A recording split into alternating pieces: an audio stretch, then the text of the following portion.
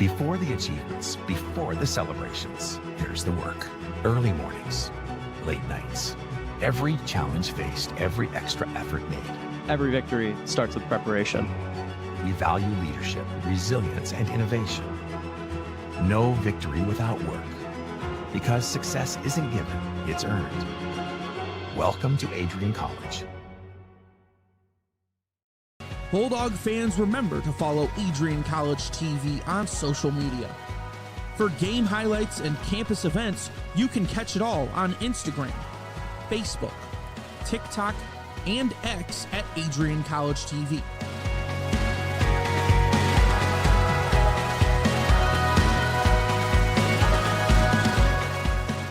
Don't forget to subscribe to our YouTube channel to catch all our future streams live and support your Bulldogs.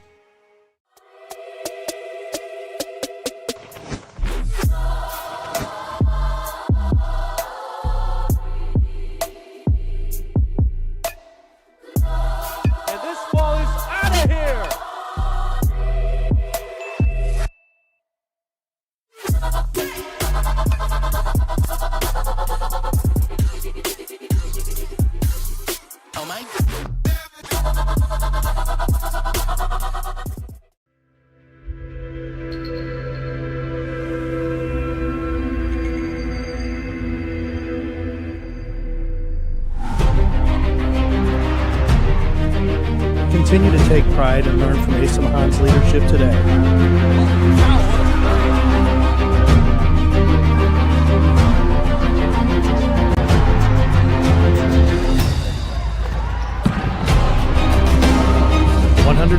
Years of commitment to harnessing the power of creativity, ingenuity, community, and academic excellence.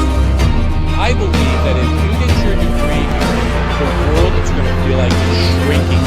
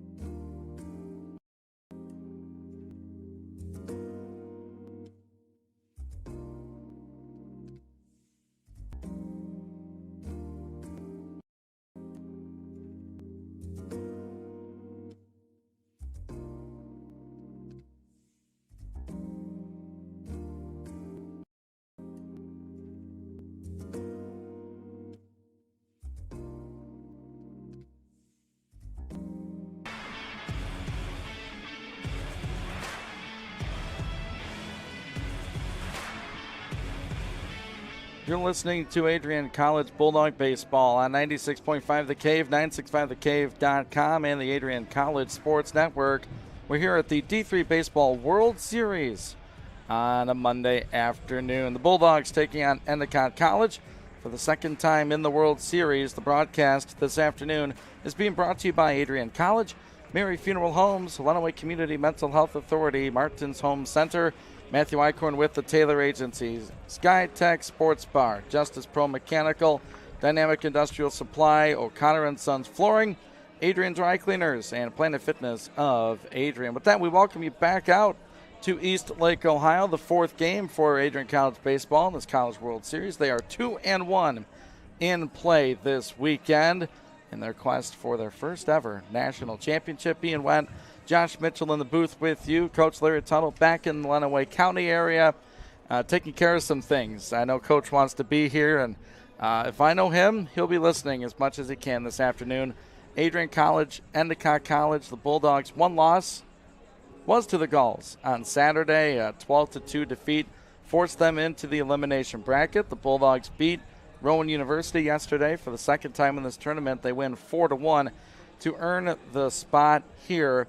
And Josh, the story yesterday was Bulldogs starting pitcher and the closer himself. It was Sean Parker. Goes 9 complete innings, gives up just that one run in a spectacular pitching performance. Yeah, Sean Parker put together the performance of a lifetime to get Adrian to this spot in a total of 12 innings. Remember, he pitched 3 in the first game against Rowan as well.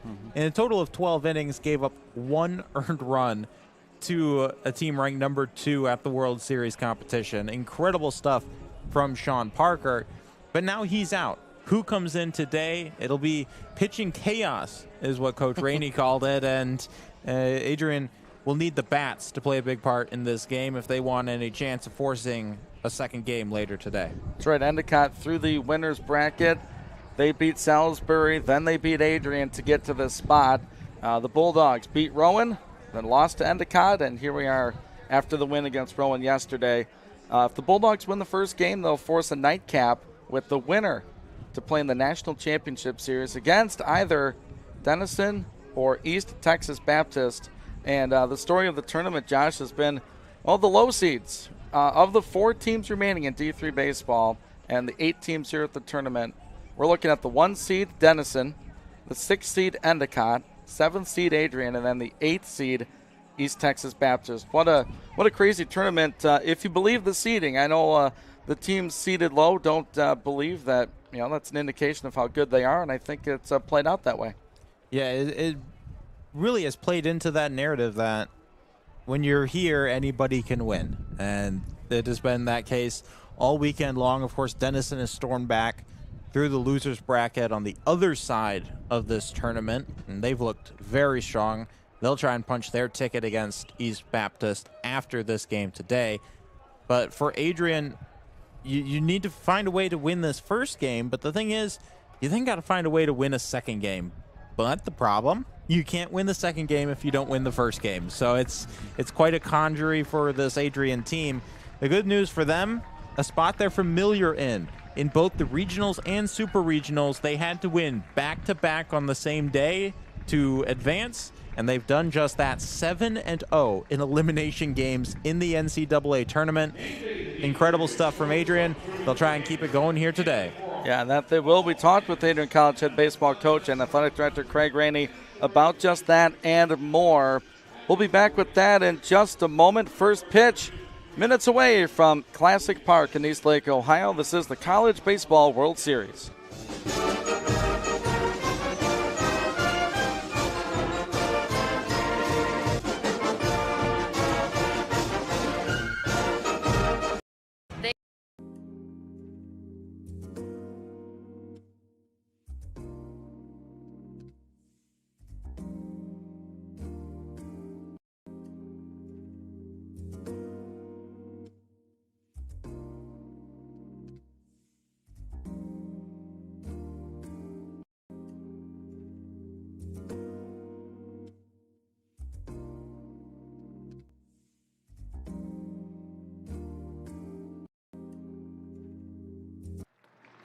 Good afternoon, baseball fans. For 96.5 The Cave, 965thecave.com, and the Adrian College Sports Network.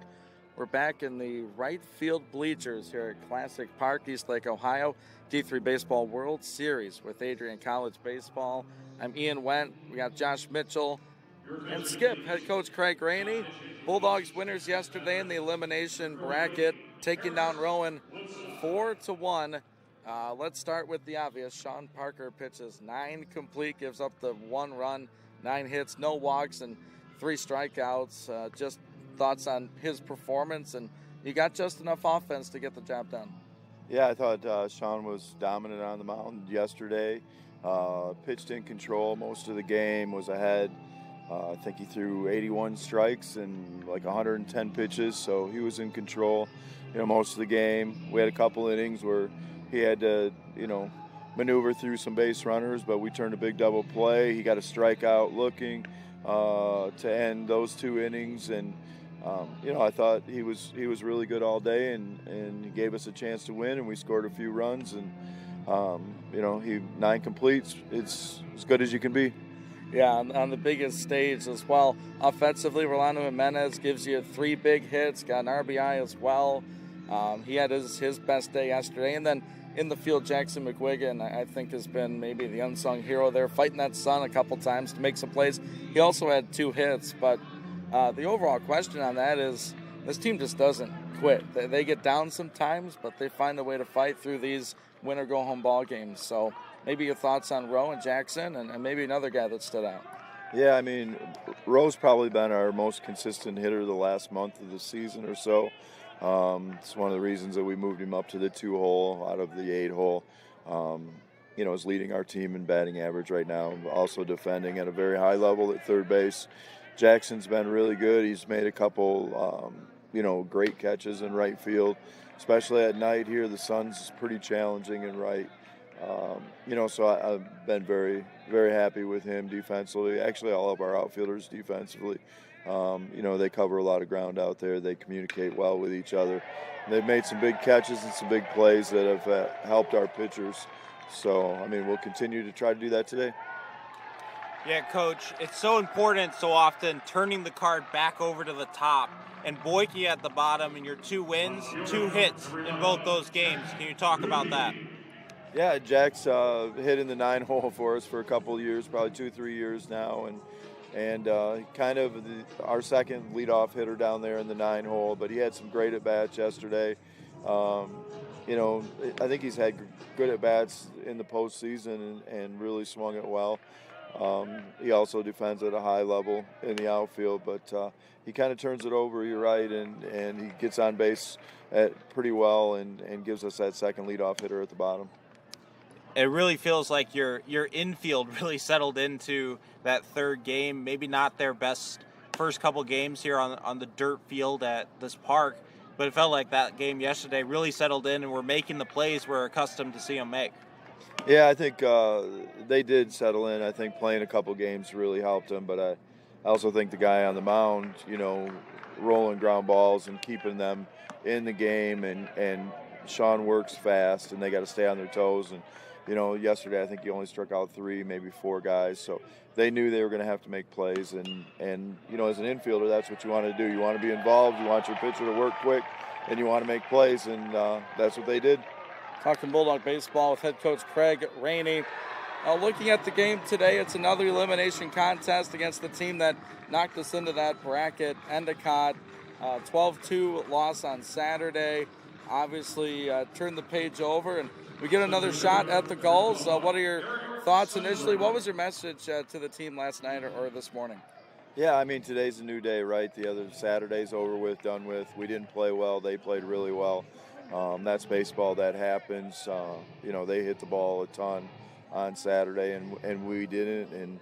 And today's a new day. 2 new guys on the mound, pitching, and other things can happen. Obviously, they've been here 4 years in a row. They're a very experienced team. They understand what this is all about, But, we'll have to pitch it well today. We'll have to play well defensively and hit the ball today a little bit. But, we're excited. I'm excited to see how our guys will respond and see what kind of makeup we have coming into this game. Should have some momentum from yesterday, and maybe want to see how we can compete and show these guys that we belong right there with them. Well, speaking of pitching it well, I'm going to include Sean as one of our starting pitchers. We've seen all four here in the World Series to some extent. What's the pitching plan today? We're hoping to play two, but in order to play the second, you got to win the first. So who's getting the ball for the Bulldogs in the first? Yeah, it'll be a little bit of pitching chaos today. We'll give Ambrose the ball to start with. He's been 9-1 for us on the year and deserves the ball in a big game. He's earned the right to be there and has had a great season. So we'll give him the ball, and then once he's done, wherever that is, then, our bullpen's still set up pretty good, especially with Sean going deep or complete game yesterday. We got a couple arms in there that haven't thrown, and we'll mix and match from there on out and, like you said, hopefully get to game 2. Coach, this team is 7-0 in elimination games during the NCAA tournament. Just talk about playing with your backs up against the wall again. Yeah, I think it's a tough thing to do, but our guys have the right mindset, and we just, we try to move from inning to inning and out to out and just try to keep competing and trying to live to play another day. That's been kind of our motto the last 3 weeks is just extend the season, extend the game, extend the season, and keep working hard, see where we can end up. And, we'll have to do that again today against a really tough opponent. All right, Coach, appreciate the time. You don't need it. You've won plenty, but best of luck today, and we'll talk after. Thanks. Appreciate you guys being here. Go Dogs. All right, once again, head baseball coach Craig Rainey. Bulldogs in the College World Series. There's 4 teams left competing for the national championship. Bulldogs and Endicott coming up next. Ian went Josh Mitchell on 96.5 The Cave, 965thecave.com, and the Adrian College Sports Network. And as we've begun every World Series game this year, the Adrian College shortstop Nick Bruder will step in to lead things off against Endicott. First pitch to Nick is low for a ball from the starting pitcher from Endicott, Matt Pappalardo. Pappalardo makes his 12th start of the year, one of 4 pitchers for Endicott in double digits on the start column throughout this campaign. He has pitched 63 innings, 67 strikeouts to only 17 walks. Holds batters 206 batting average. Now a 2-1 count to Bruder. Nick, a quiet day in terms of hitting at the plate yesterday, but did earn a walk. Got an RBI as he swings and fouls this one back for a 2-ball and 2-strike count to the junior from Centerville, Ohio. Earned 1 walk yesterday, earned 2 walks in the game against Endicott.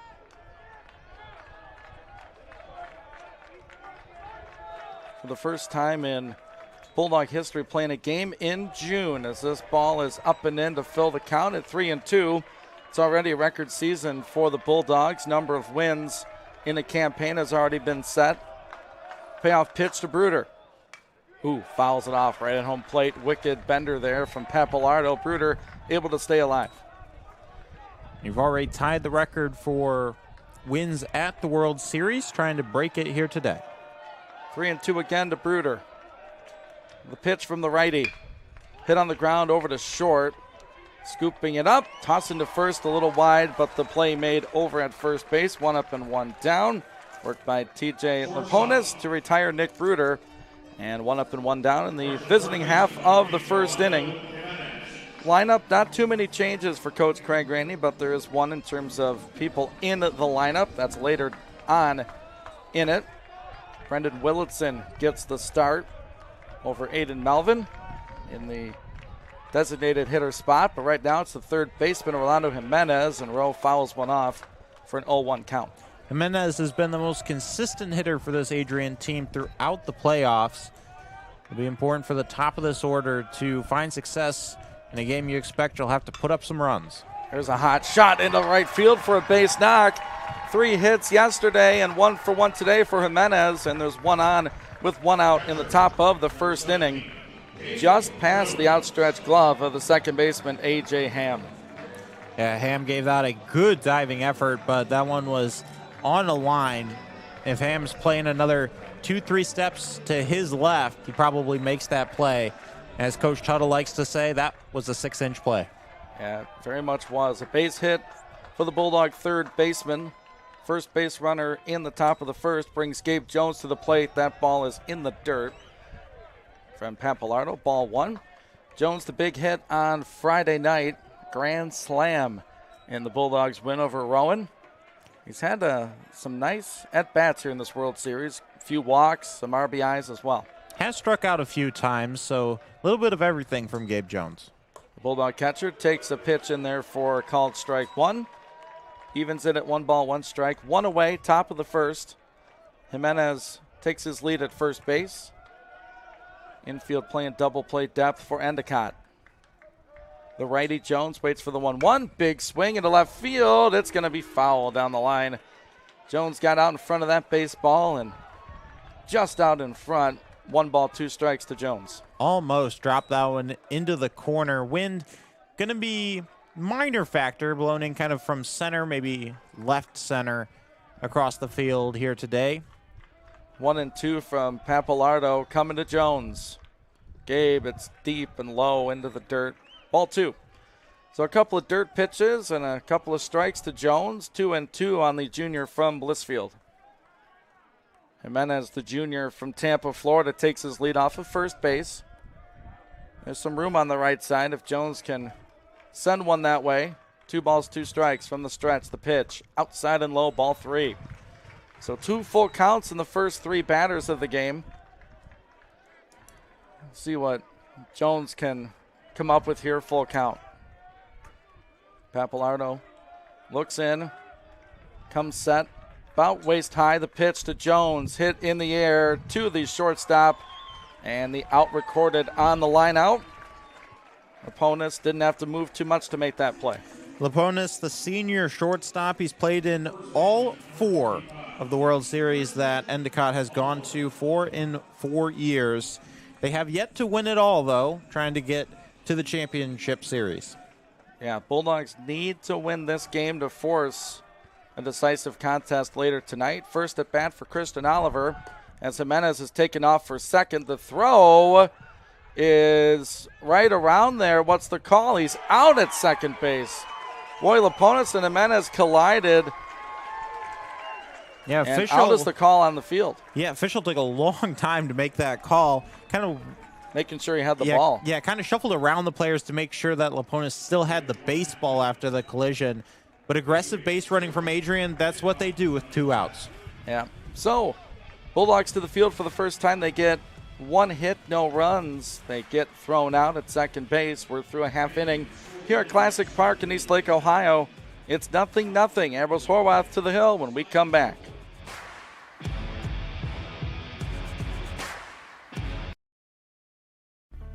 Hello, I'm Jason Ferguson, Managing Director of Mary Funeral Home in Tecumseh.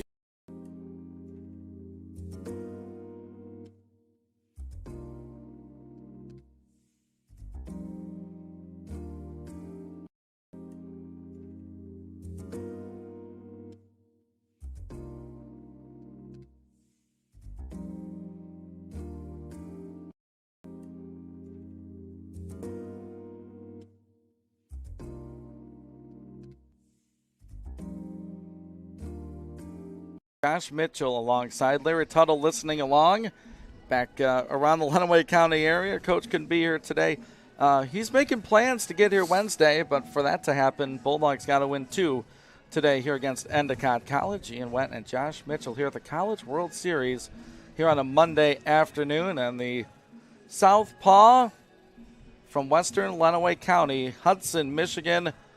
And now we see Ambrose Horwath for the second time in this College World Series. The first time out was in relief of Parker Ferris on Saturday in Adrian's 12-2 loss to Endicott in a game which the Bulldogs led 2-0 on a Jake Burns home run, and then things kind of fell apart from there. But trying to bounce back is Ambrose today. Yeah, Horwath gave up 3 runs in just an inning and 1 out, along with 2 walks. That was 2 of the 6 walks that Endicott drew in that series. Adrian with Sean Parker didn't give up any yesterday. You expect keeping runners, not giving up free 90 feet is definitely going to be important for this team. On the year, Horwath, a 2.8 ERA and 75 innings of work, 47 strikeouts, 220 walks, batters hitting .263 on the year. Threw a decent number of pitches on Saturday, but not enough to deter Coach Craig Rainey from putting out the lefty. He said he's earned this spot, and the first pitch to Adam Reagan is in there for a called strike. That's a welcome sign for the Bulldog defense. Yeah, and throw some strikes. And you expect this entire pitching staff, everybody that will come in, wants to make up for what they feel was not their kind of game that they put out, not indicative of their talent when Endicott really took advantage of them in that game on Saturday night. It's now a 1-1 count.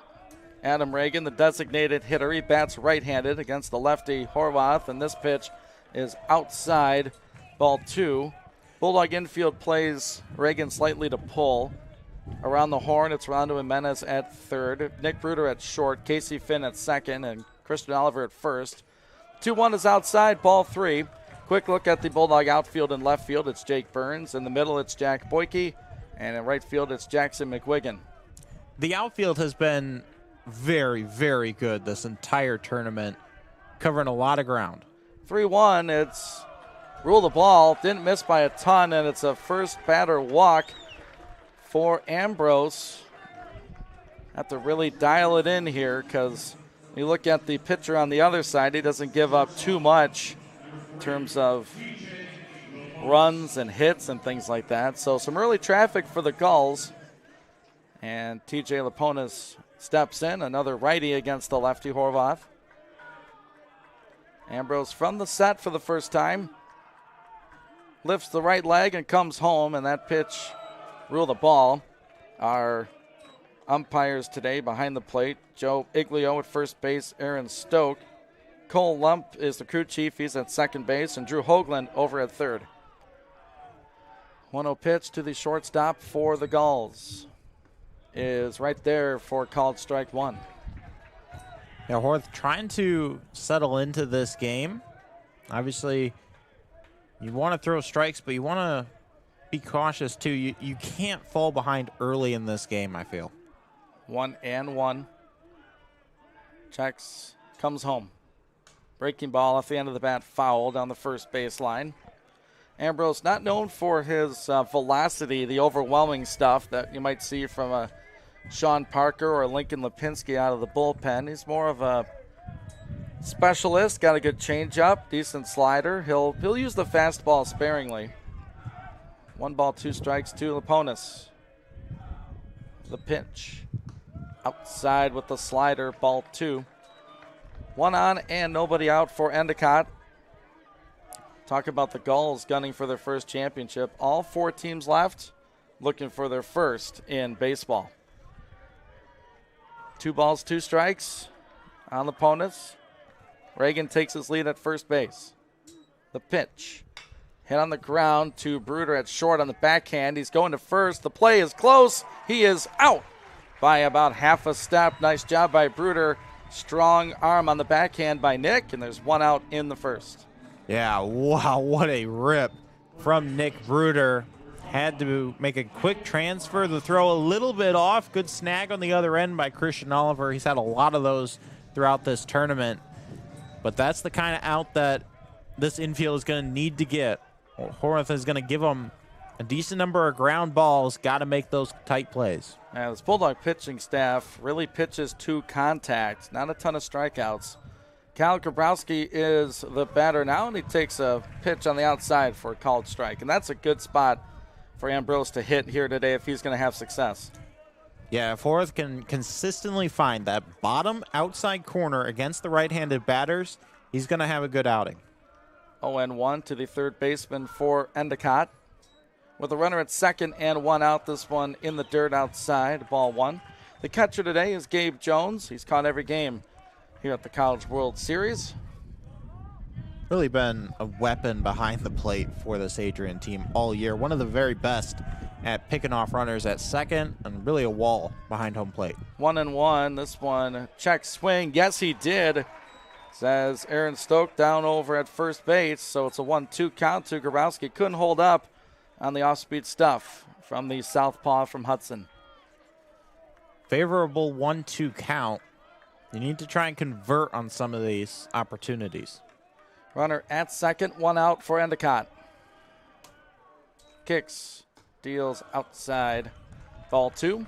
Nothing the score. Bottom of the first. Bulldogs in their road black jerseys today. Black pants. A thick white stripe going up either side, similar to what they wore yesterday. Adrian in gold across the front. Endicott in their home white jerseys. 2-ball, 2-strike pitch. It's on the way. It is ruled a ball. Not sure if it was up or out, but awful close, at least from our vantage point. It's a full count to Grabowski. Yeah, we're high into the right behind home plate, so not the best angle for us, but that one looked like it was right at the top of the zone. Payoff pitch. Outside, he lost in ball 4. So 2 walks in the first inning. There's runners at second and first, and if you're going to draw a positive from that, at least the double play is a possibility now with 1 out. It's now Cade Bernardo. He's the first baseman for Endicott, and a quick mound visit for 33rd-year head coach Craig Rainey, taking his 3rd team to the Baseball World Series, gunning for the program's first national championship. Skip well over 800 wins in his tenure at Adrian. Many conference championships in the regular season and post. Multiple trips to the NCAA regional round. I believe, 3rd consecutive conference coaching staff of the year? It's either 2nd or 3rd. That award just came out. Yeah. However many it's been issued, Coach Rainey's had it in the MIAA. Bulldogs have been playing baseball for quite some time, early 1900s. So the mound visit for Ambrose Horvath and his head coach, Craig Rainey. See what the plan is here against Bernardo. 2 walks and a ground out here in the bottom of the first for Endicott at the plate. Men at first and second. The pitch coming. It is outside with a fastball, ball 1. Trying to build some confidence here early in this game. You've given up the 2 walks. Got to trust the guys behind you and just put it over the plate. 1 ball and no strikes, 1 out. Scoreless tie here in the first. This one taken for a strike. It's a fastball from Ambrose. Doesn't throw it often, but when he does, often a pitch that can catch batters by surprise. 1 ball, 1 strike. Off speed stuff on the ground toward Finn at second. He's going to make the only play to first. So an option there for Finn. Only option actually was to go to first base. There's 2 out and 2 in scoring position for Brendan Walsh. But Horvath induces a ground ball and 1 out away from getting out of some first inning trouble. Yeah, that one not hit hard enough to give Finn an opportunity to try and turn 2. Takes the only play at first, but now 2 runners in scoring position and a big at-bat early in this game. Walsh bats .301 this season. 64 RBIs to lead the Gulls. Infield moved over to the left. They play the righty to pull as this breaking ball stays away for ball 1 to Walsh. And it's an elimination game for Adrian, so bullpen will be ready to go at a moment's notice should we need it. And we got a timeout at home plate. Letting Horvath know he needs to make sure to make eye contact before he starts his motion. Ian Went, Josh Mitchell here at the College World Series. 0-0 in the first inning. Endicott at the plate. Walsh with a 1-0 count. Horvath from the third base side of the rubber. Delivers home. It's way outside. Ball 2. So the early going looking eerily similar to Saturday as he struggles to get it over the plate against these righties. Yeah, the command not quite here early in this game for Horvath, the left-handed pitcher. 10-1 in the season is Ambrose. 2-0 pitch hit in the air. There you go. Jack Boyke's under it. Took a step back, now takes 2 in, and he cha-chas right out of the first inning. The Gulls threaten and do not score. Nice work by Ambrose, and the lefty gets out of trouble. 2 walks do no harm, a couple ground balls and a fly out. We are scoreless through 1 inning here at Classic Park in Eastlake, Ohio. We'll be back with more here at the College World Series.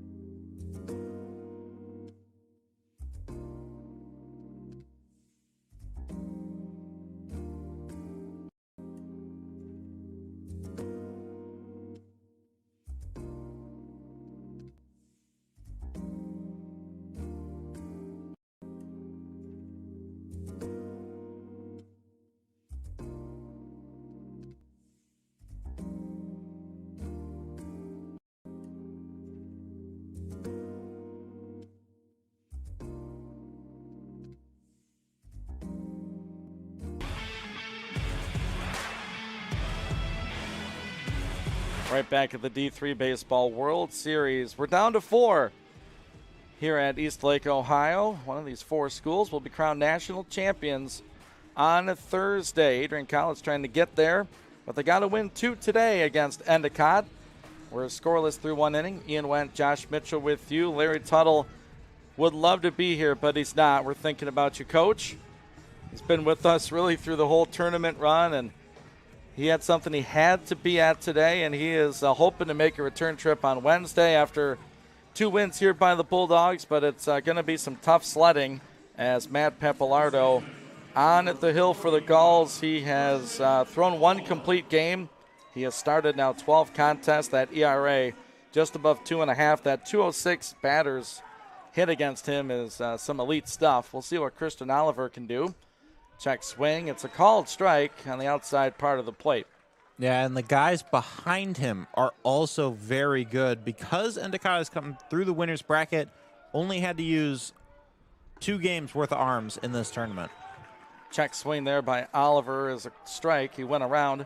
So 0-2 on Kristen, who was at the plate when Jimenez got thrown out at second to end the first inning. Pappalardo from the stretch. It's low. Ball 1. Bulldog lineup looks like this after Oliver. It's Jackson McWiggin, Brendan Willitson, Jake Burns, Casey Finn, Jack Boyke. Then the top of the Bulldog order with Nick Bruder. The 1-2, high, ball 2. Oliver, one of 5 juniors that start off this lineup for Adrian, which has had incredible success and is only going to get better in years to come. Low with the off-speed stuff. Oliver didn't take at it. It's 3 balls, 2 strikes to the Bulldog first baseman. Way to work a quality at-bat out of an 0-2 count. Payoff pitch from Pappalardo from the first base side of the rubber. Kicks the leg and delivers. Off-speed pitch. Lifted foul. Looked like a slider. Oliver keeps the at-bat rolling. 3 balls, 2 strikes to Christian, the junior out of Tampa, Florida. We've already seen it so far in this game. You're going to have to pitch around runners on the bases if you're Adrian, which means for both these teams, runners in scoring position, got to capitalize on the opportunities. Oliver trying to be one of those as he is up there to begin the inning. Fouls off that pitch. Keeps the AB rolling. It's another full count. 3rd one already for these Bulldog batters. Trying to up that pitch count. Trying to get to this Endicott bullpen, but that bullpen's pretty good as well. The 3-2 again. Inside, ball 4. He walked him. Great eye by Oliver. He gets rid of his elbow protector and drops the bat, jogs to first base to greet his first base coach, Charlie Solis. Third base coach for the Bulldogs is Aaron Klotz. So the leadoff man on for Jackson McWiggin, who has had a whale of a World Series, not only at the plate, but in the field and right. Yeah, leadoff man on. Now, how does Adrian choose to play it? Third baseman Grabowski in toward the grass. That's a wicked slider swung through by McWiggin for strike 1. McWiggin, the right fielders, had a solid couple games here at the World Series. Went 1 for 3 against this Endicott team. Fastball over the second baseman's head into right field. It's a walk and a base hit to lead off the second, and the Bulldogs are in business with nobody out. In business. 2 guys on, nobody out, and Jake Burns, the power bat, will come to the plate. just over the glove of A.J. Ham over there at second base. That was a seeing eye single, had some elevation to it, just enough to get over Ham's outstretched mitt. So Oliver at second, McGuigan at first. The infield way in for Brendan Willitson, who's the lefty. Designated hitter in this game, the senior. Oh, they're going to throw back to second. Oliver back in time. Little wheel play there as second baseman sprinted toward the bag. Shortstop went over to third. Oliver got back in time, though. Nobody on, or nobody out, 2 on for the Bulldogs. Top of inning number 2. Scoreless tie here in the World Series. Wilson accustomed to putting down the bunt. It's a high pitch, ball 1. He does show bunt on the first offering, but pulls it back. Like you said, the infield's running kind of a shift over. The shortstop's running straight to third baseman running up. First 2 on for the Dogs. Willitson did not play yesterday. Getting an at bat here. Takes, called strike 1. Doesn't one show ball bunt and 1 that strike to Willitson. Yeah, doesn't show bunt that time. Looking and just taking that one, we'll see. You know how much Adrian likes to try and advance those runners, especially with no outs, but in an 0-2, hard to do it here. Pappalardo with the pitch to Willitson, slaps this one on the ground. It's into right field for a base hit. They're going to keep Oliver at third as the throw comes in quickly. It's a base hit with 2 strikes from Brendan Willitson, and they are full of Bulldogs here in the top of the second inning, setting the table for Jake Burns.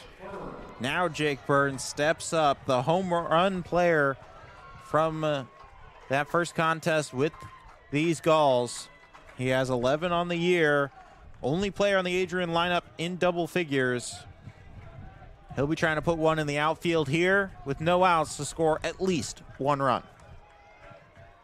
A walk and 2 base hits to begin the second inning. Burns waits from Pappalardo, hits the slider in the air, shallow right field. Oliver tagging. They're going to try to send him. The throw cut off. Oliver's going to score on a sacrifice fly.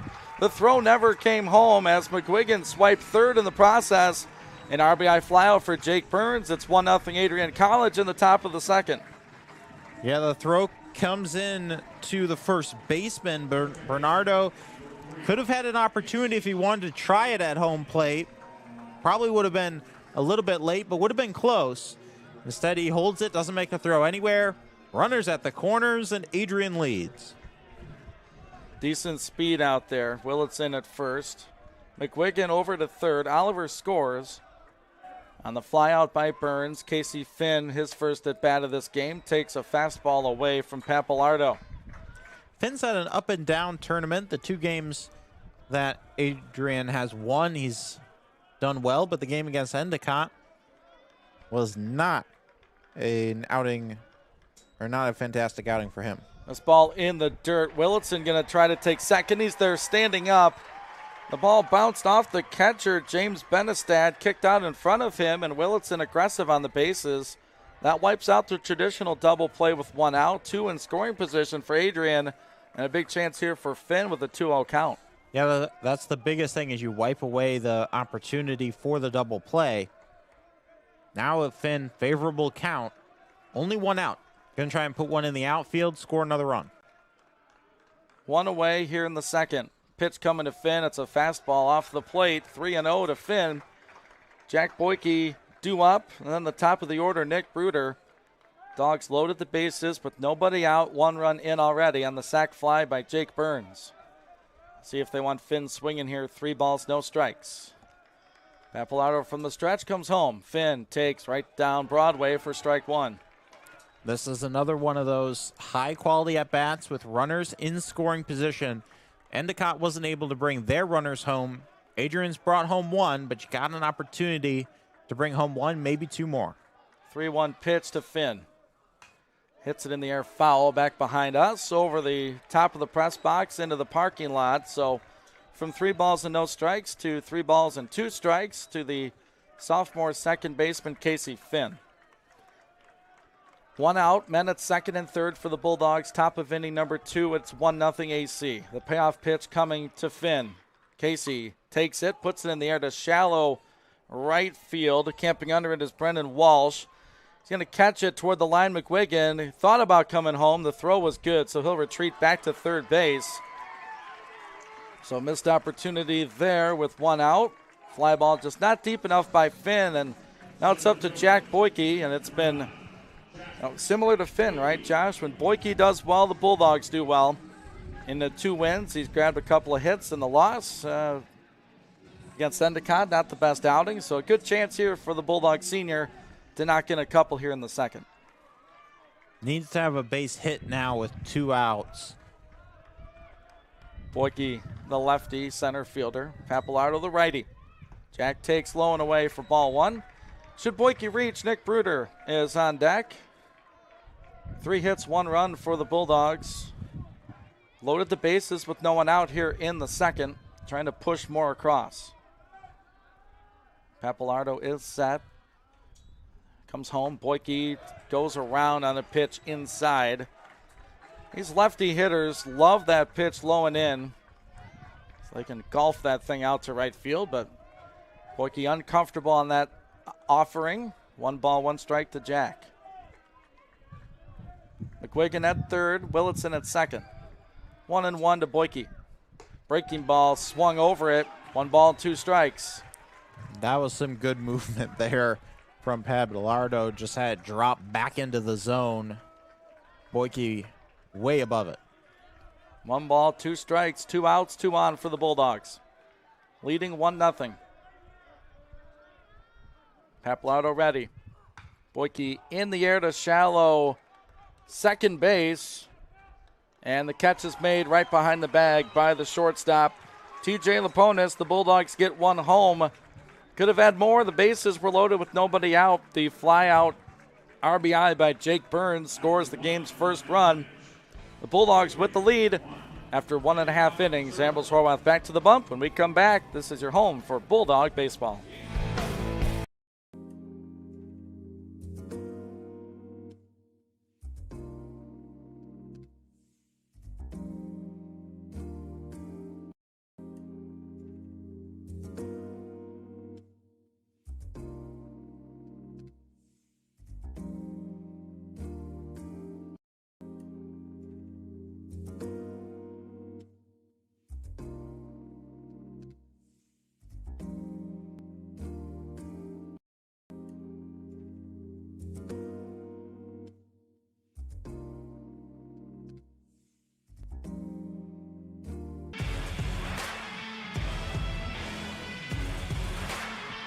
Welcome back to East Lake, Ohio. Classic Park, the home of the Lake County Captains, a high A affiliate of the Cleveland Guardians. Ian Wendt, Josh Mitchell here with you in the booth. It's an elimination game again for the Bulldogs against Endicott. If Adrian finds a way to win this game, they got to beat the Gulls later tonight for a winner-take-all in the bracket play of the D3 World Series. Winner of that bracket to play the winner of East Texas Baptist and Denison, who will square off later today. John Fusco, the batter, against Ambrose Horvath. The first pitch inside and low for a ball. The first inning for Ambrose, 9 strikes in 22 pitches. Walked a couple guys. Trying to turn things around here in the second. Pitching with the 1-0 lead. That's over the plate for a called strike. Yeah, Ambrose really needs to just have some confidence. Trust the guys behind him. It's a new day. It's not Saturday night anymore. You're not down by 10 runs. Inside, the pitch hit him, but the home plate umpire going to bring him back, and a called strike on him. Said he did make an effort to get out of the way of the pitch. It's going to be 1-2. You don't see that call too often, but called right there on Fusco. Yeah, I mean, you see it every so often that the batters kind of are really crowding the plate and kind of turn that shoulder in just a little bit and trying to get the call that them kind of turning is them trying to get away from the baseball, when in fact all they're doing is really getting that elbow out even further over the plate. And this umpire not having anything to do with that one, although an argument being made by the Endicott head coach, and the umpires will come together. We do have video review here at the World Series, so they are allowed to go look at it should they request it. I believe they're only allowed 2 reviews per game. I'd be a little surprised if have a video review on this one. Yeah, call on the field was strike called. And the batter didn't make an opportunity to get out of the way of that one. Yeah, I just saw the replay come through on the NCAA website, and yeah, he definitely looked like that elbow did not move. If anything, it definitely went out a little bit more, and they're going to say no review. Call will stand. Head coach Brian Haley for Endicott wanted the call that time, didn't get it. It's 1-2 to Fusco. He is the left fielder for the Gulls. Ambrose Horvath ahead in the count, 1-2. From the windup, lifts the right leg and comes forward. It's hit in the vicinity of Finn, but it's through the hole, right through the middle for a leadoff base hit for Endicott. And the Gulls get their first base hit of the afternoon. It's a leadoff single, and that brings up A.J. Ham, the second baseman. Yeah, that one perfectly between Bruder and Finn, straight up the middle. No chance for Finn to get over and make a play on that one. Some more base runners for the Gulls. 1-0 Adrian, bottom of the second. Bulldogs have been the road team in every game in this World Series. The first offering is maybe low, maybe outside for ball one. Yeah, that bottom outside corner is where Horvath loves to put those pitches, and just not able to locate it here.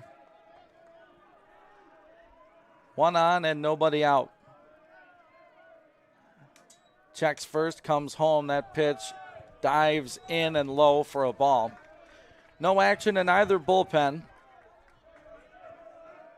Yeah, Coach Rainey, he's going to trust his guy. He gave him the ball after he already had one tough outing. You're going to need some quality innings from Horvath.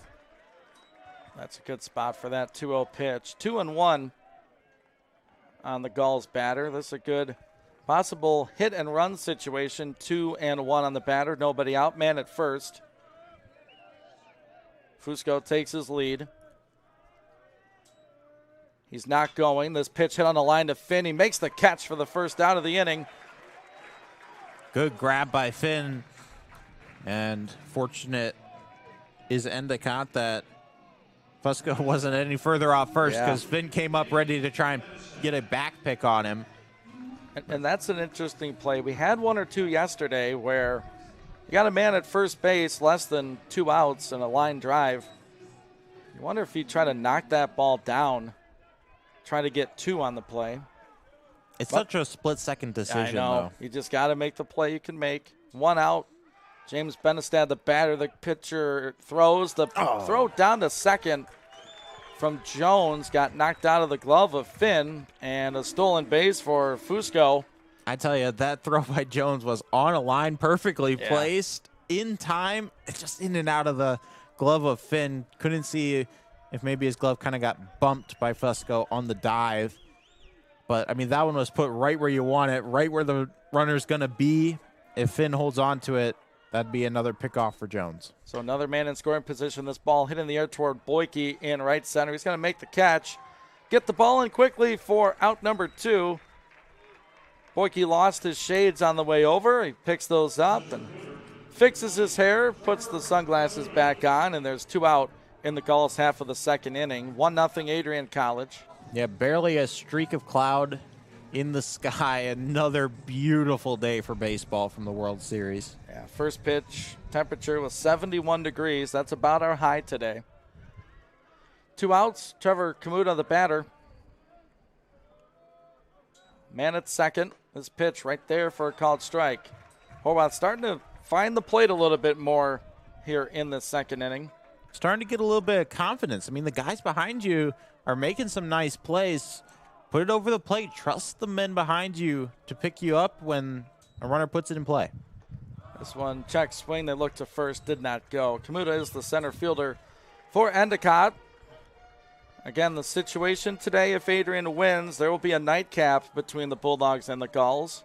Should Endicott win, they'll move to the National Championship Series, and Adrian's historic season comes to a close. The 1-1. Big swing and a miss on a ball low. Swing and miss stuff has kind of been what has lacked throughout much of this Adrian pitching staff all year. Favorable count here, 1-2. 2 outs, man at second. The righty at the plate, the lefty delivers. It is hit on the ground toward Nick Bruder. He can't make the play on the ball. It comes in the left field. Burns coming to the plate. The throw not quite in time. It's an RBI double for Kamuta as he scooted on to second base. And that baseball just avoided Nick Bruder's glove on a great effort at short. And the slow roller into left field allowed Fusco to score, and we got a tie game here in the second.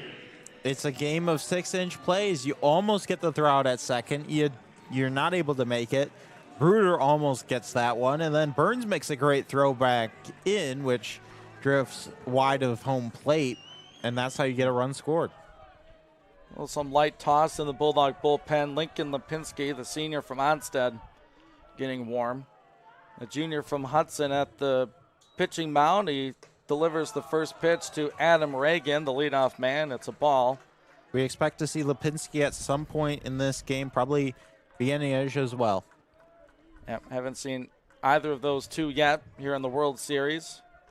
Plenty of bullpen arms available for Coach Craig Rainey. But trying to get as much as he can out of Horwath here as this changeup floats outside.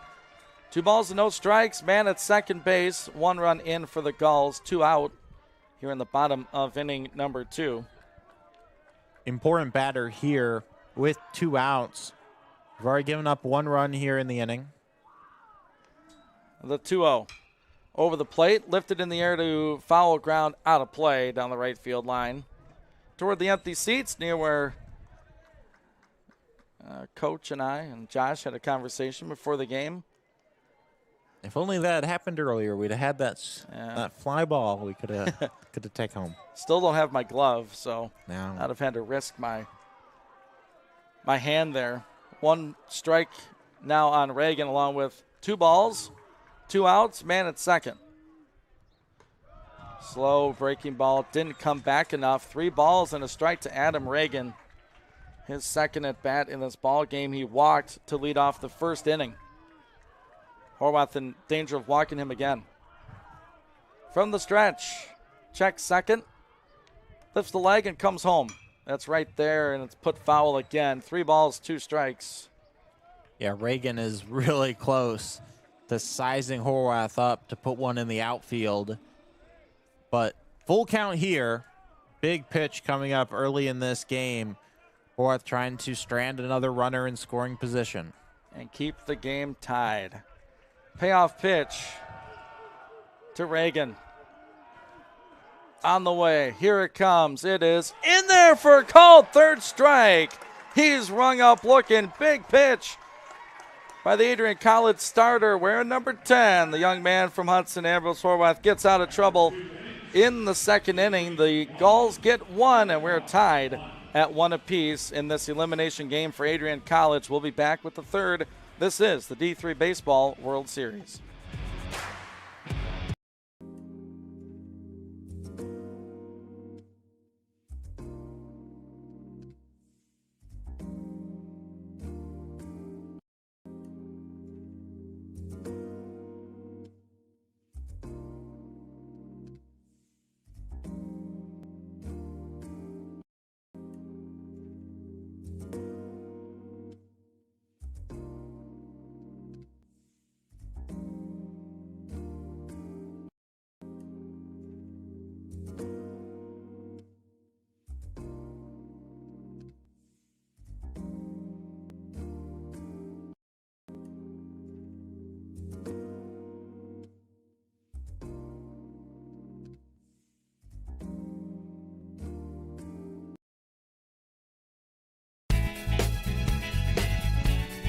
Some Monday afternoon baseball for you here on the Adrian College Sports Network. Ian Wendt, Josh Mitchell at the College World Series.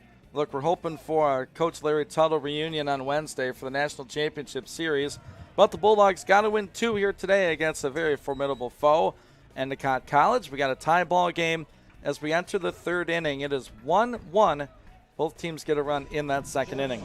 Yeah, it feels like the kind of game that you're going to have to capitalize on the opportunities you're given. And so far, both teams have stranded multiple runners in scoring position. Adrian had bases loaded, no outs, only brought home 1 run. Leadoff man Nick Bruder with his second at bat takes a pitch low and away. He grounded out to the shortstop in his first at bat. It's another chance to lead off, trying to get leadoff men on. Important as well. Big swing by Nick, puts it foul toward my car, the parking lot behind the first base side. Denison won earlier today, forcing a decisive game in the other bracket against East Texas Baptist as Nick Bruder rolls one on the ground to shallow short. Throw is long and wide, and Bruder's safe on an infield single.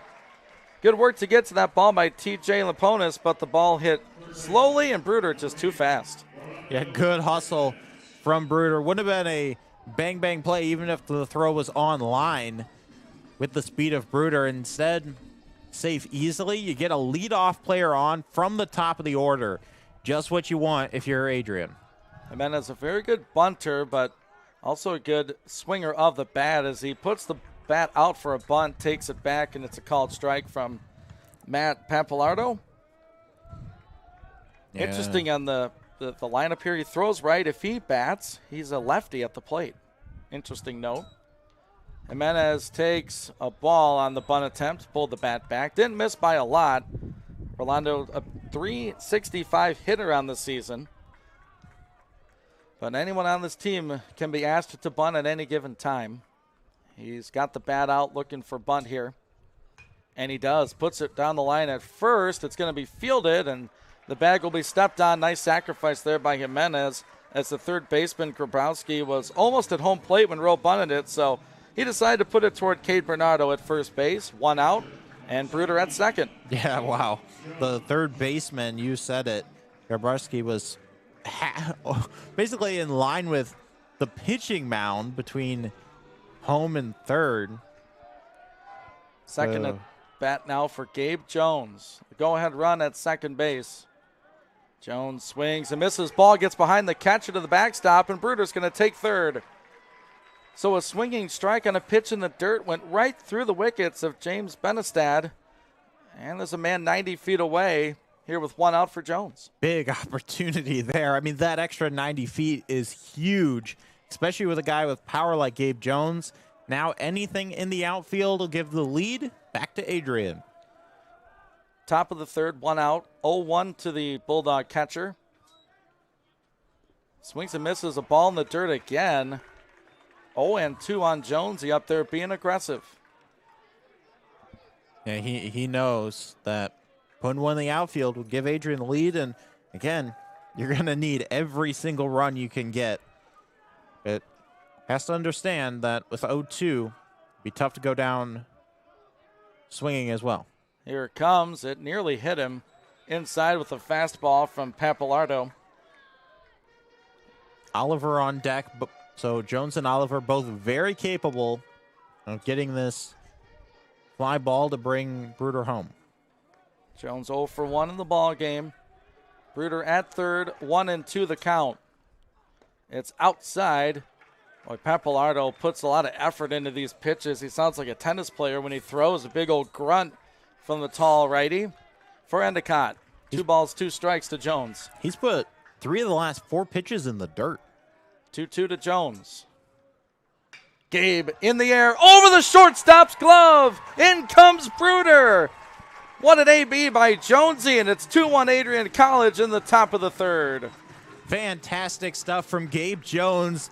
Found a pitch he liked over the plate, got just enough of it over a leaping outstretched glove from the shortstop Laponis, puts it into the outfield, and Adrian back on top. Wow.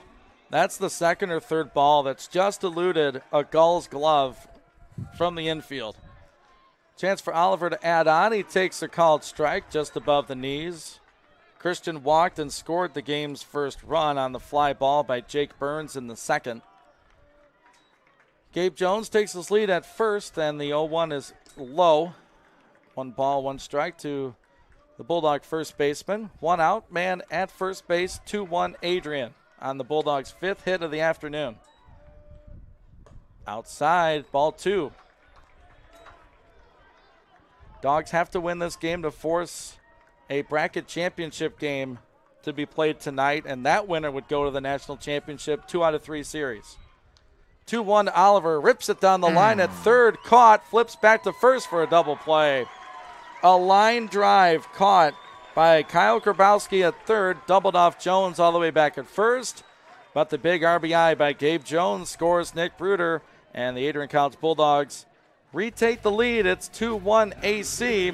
We go to the home half of the third inning. It's Elimination Monday right here at the D3 Baseball World Series.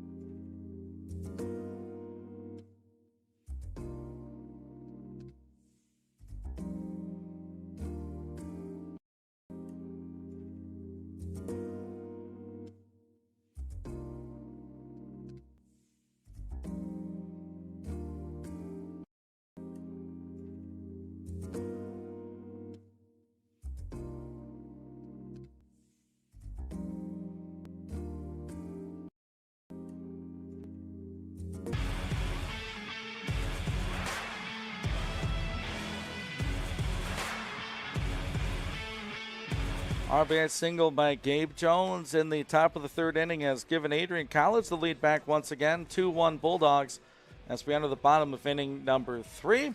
Ian Wendt and Josh Mitchell with you. We're hoping for a return trip from Larry Tuttle, which would be for the National Championship Series, but plenty of business to take care of today as the Bulldogs got to win 2 against Endicott to move on to the National Championship Series for the first time in school history. Again, records fallen this year for the Bulldogs. Most wins in a season was broken on Friday.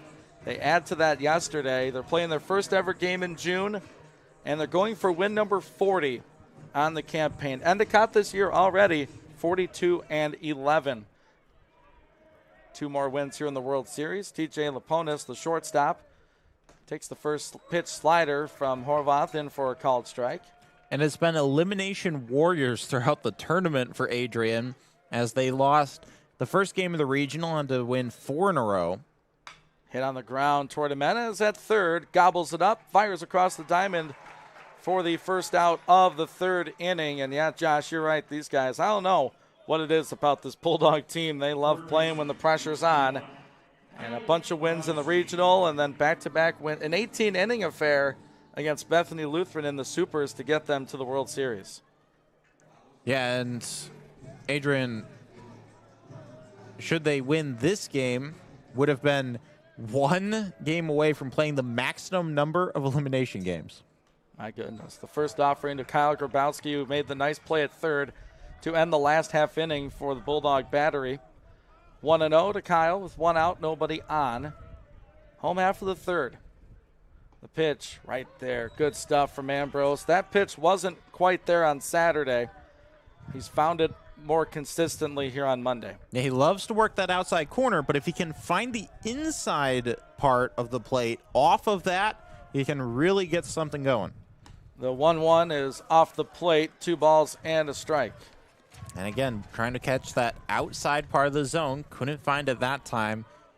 Back to a 2-1 count. No action currently in the Adrian pen.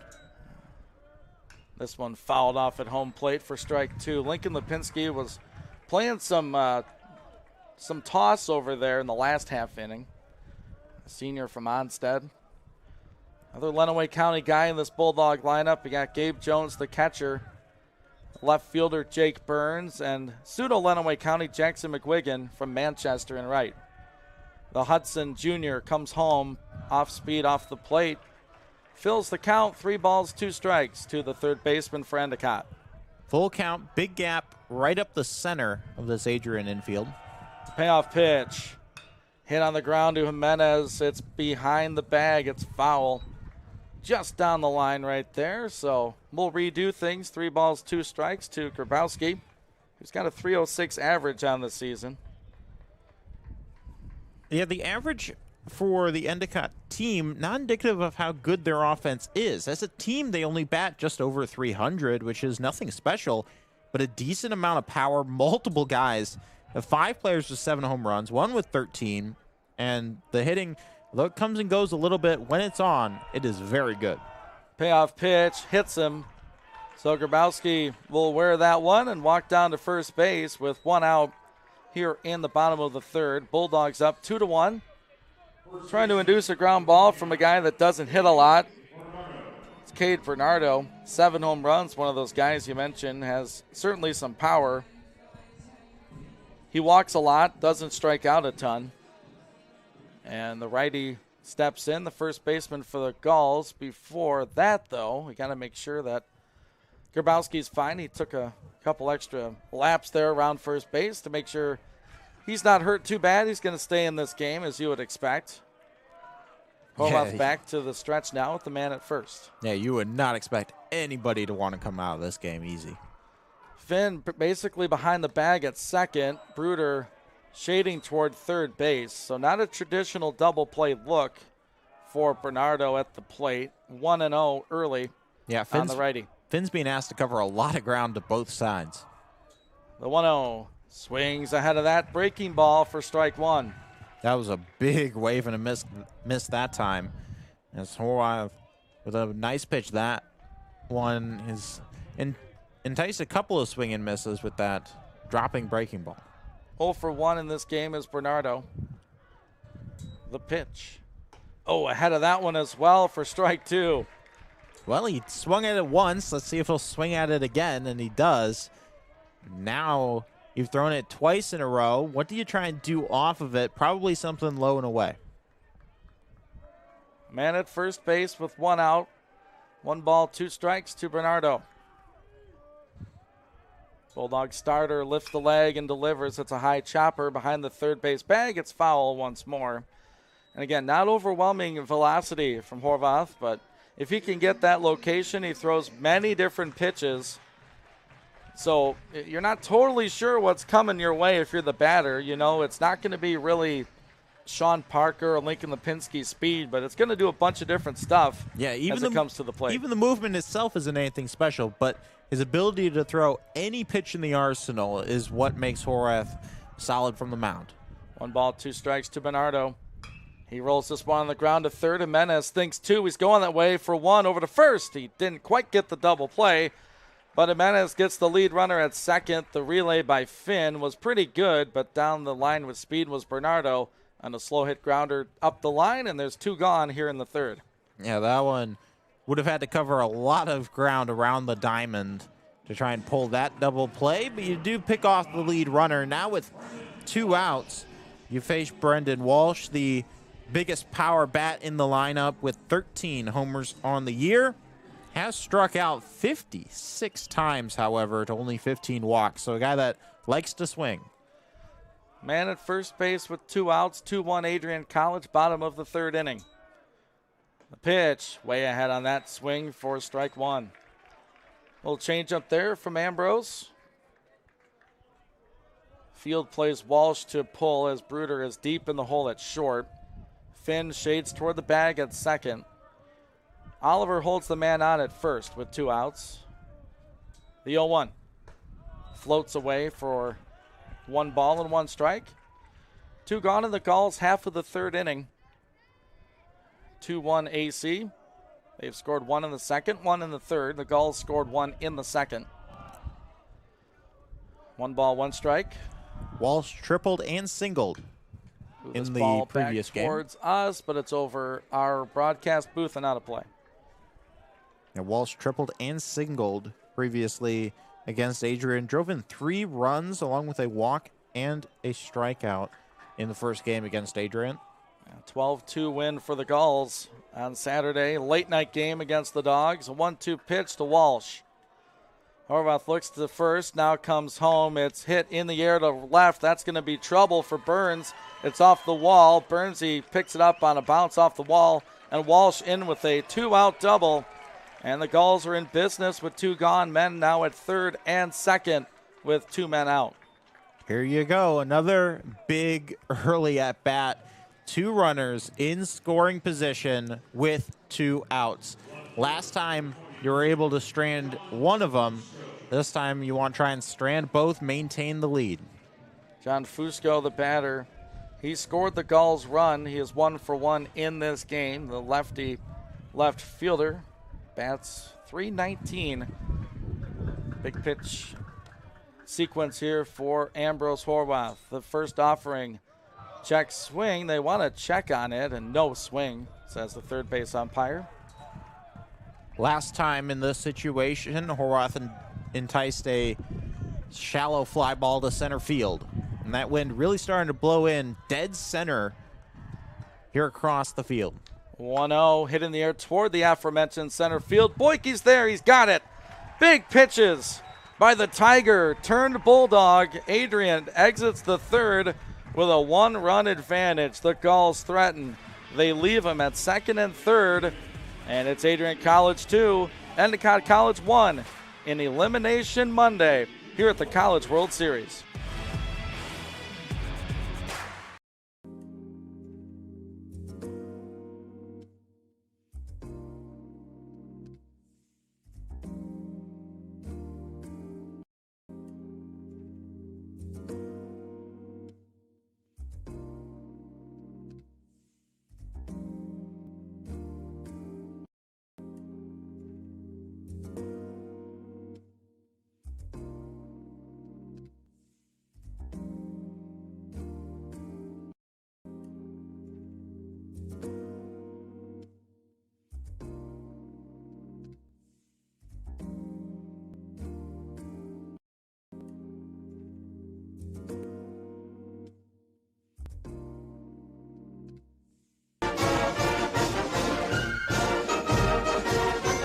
Classic Park in East Lake, Ohio, just outside of Cleveland, as this weekend has turned in to an extended weekend. A beautiful day here in Northeast Ohio. Ian Wendt, Josh Mitchell at the D3 Baseball NCAA World Series. Adrian College and Endicott College for the second time. The Gulls got the best of the Dogs 12-2 on Saturday. Adrian trying to win here now and force a nightcap and the winner to the National Championship Series. The National Championship Series consists of a best 2 out of 3 series, one game on Wednesday, one, possibly two, scheduled for Thursday. Bulldogs lead this contest 2-1. Matt Pappalardo back to the hill. He's thrown 54 pitches, 33 have been strikes. First offering to the Adrian right fielder, Jackson McGuigan, is upstairs for a ball. Adrian has mounted 2 runs on 5 hits through the first 3 innings. Big wave and a miss on the slider by McGuigan. There's been plenty of base runners as well for both teams. This could be a much bigger score on both sides. There is some action happening in the Endicott bullpen. 1-1 to McGuigan. Outside and low, ball 2. There was traffic in the first game for Adrian. They had 10 hits in the first contest against Endicott, but only managed 2 runs. At the knees for a called strike 2. Trying to find the clutch hitting with runners in scoring position. So far you've driven in 2, but like you said, for both sides, it could be a lot more. Even count 2-2. McGuigan swings and pokes this at the third baseman. Grabowski throws across the diamond for the out. Kind of an awkward looking ball off the bat of McGuigan, but 1 up and 1 out in the top of inning number 4. Yeah, that one just popped right towards the third baseman. Barely had to move off of his spot. Grab it and a shuffle and throw it across the diamond. Beats McGuigan in plenty of time. Now 1 for 2 is J. Mack. And how about the designated hitter spot for Coach Rainey? Goes with Aiden Melvin yesterday. Gets a run scored and a base hit. Now he goes Brendan Willitson. Willie is 1 for 1 in this game. He takes a called strike on the first pitch. Yeah, Coach has been messing with this spot all postseason. Willie swings and foul tips it up near the waist for strike number 2. Endicott plays the senior from Green Bay, Wisconsin, to pull the ball to right. Willitson was in the leadoff spot throughout most of the season. Hasn't had a ton of luck in the playoffs. There's a ground ball to second base, scooped up, and flipped over to first base for the out. A.J. Ham on the spot for Endicott. 2 up and 2 down in the top of inning number 4. And a little bit different situation for Jake Burns this time. His first at bat, bases were loaded, nobody out in the second inning. Hit a fly ball to score the game's first run. That's all Adrian would score in that second inning. Now batting here with nobody on and 2 out. Pappalardo ready. It's right there for strike 1. Hey, you couldn't come into two completely opposite situations. One, bases loaded, no outs. The other, bases empty, 2 outs. Up and in to Burns, the sophomore from Tecumseh. They play him to pull on the infield. Outfield pretty much straight up for the Gulls. Pappalardo working quickly, the 1-1. Swing and a miss at a slider. Good movement on that pitch. And he is ready to go for the 1-2. Burns takes a timeout here, steps out of the batter's box, and now strides in up there, protecting 1 ball and 2 strikes. From the first base side of the rubber, the pitch. Hit on the ground toward the opponents at short, gobbles it up, goes across the diamond, and it's 1-2-3 for the Bulldogs. 2-1 the score. Adrian College in front. We're already to the bottom of the 4th inning. When we come back, it's Bulldogs 2, Gulls 1 here at the College World Series. We'll be right back.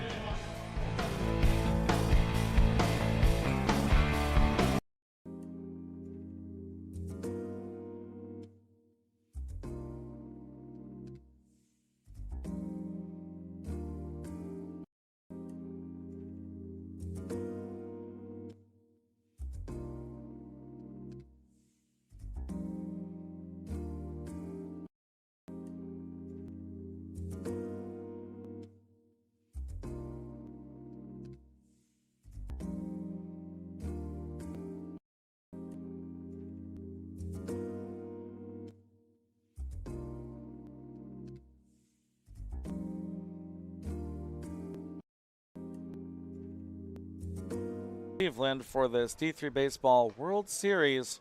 Ian Went, Josh Mitchell.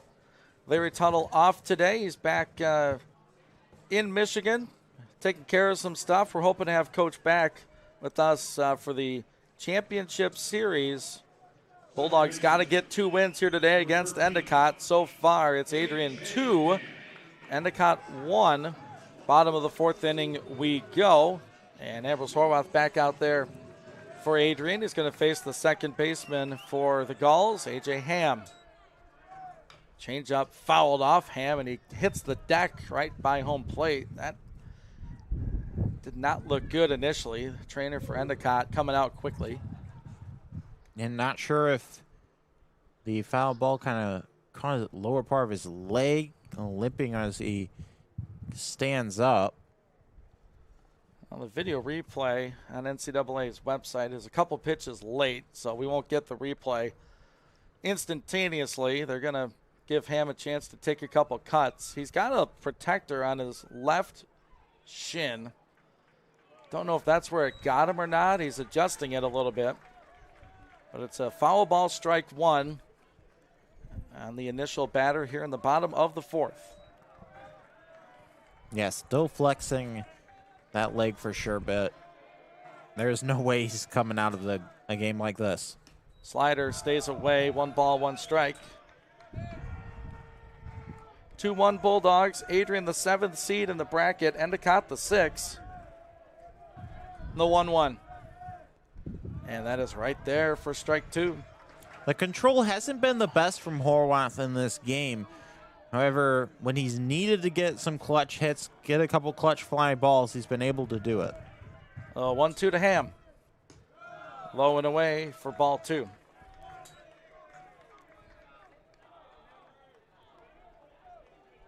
Second time through this Endicott lineup. Ham 0 for 1 in the game. The 2-2.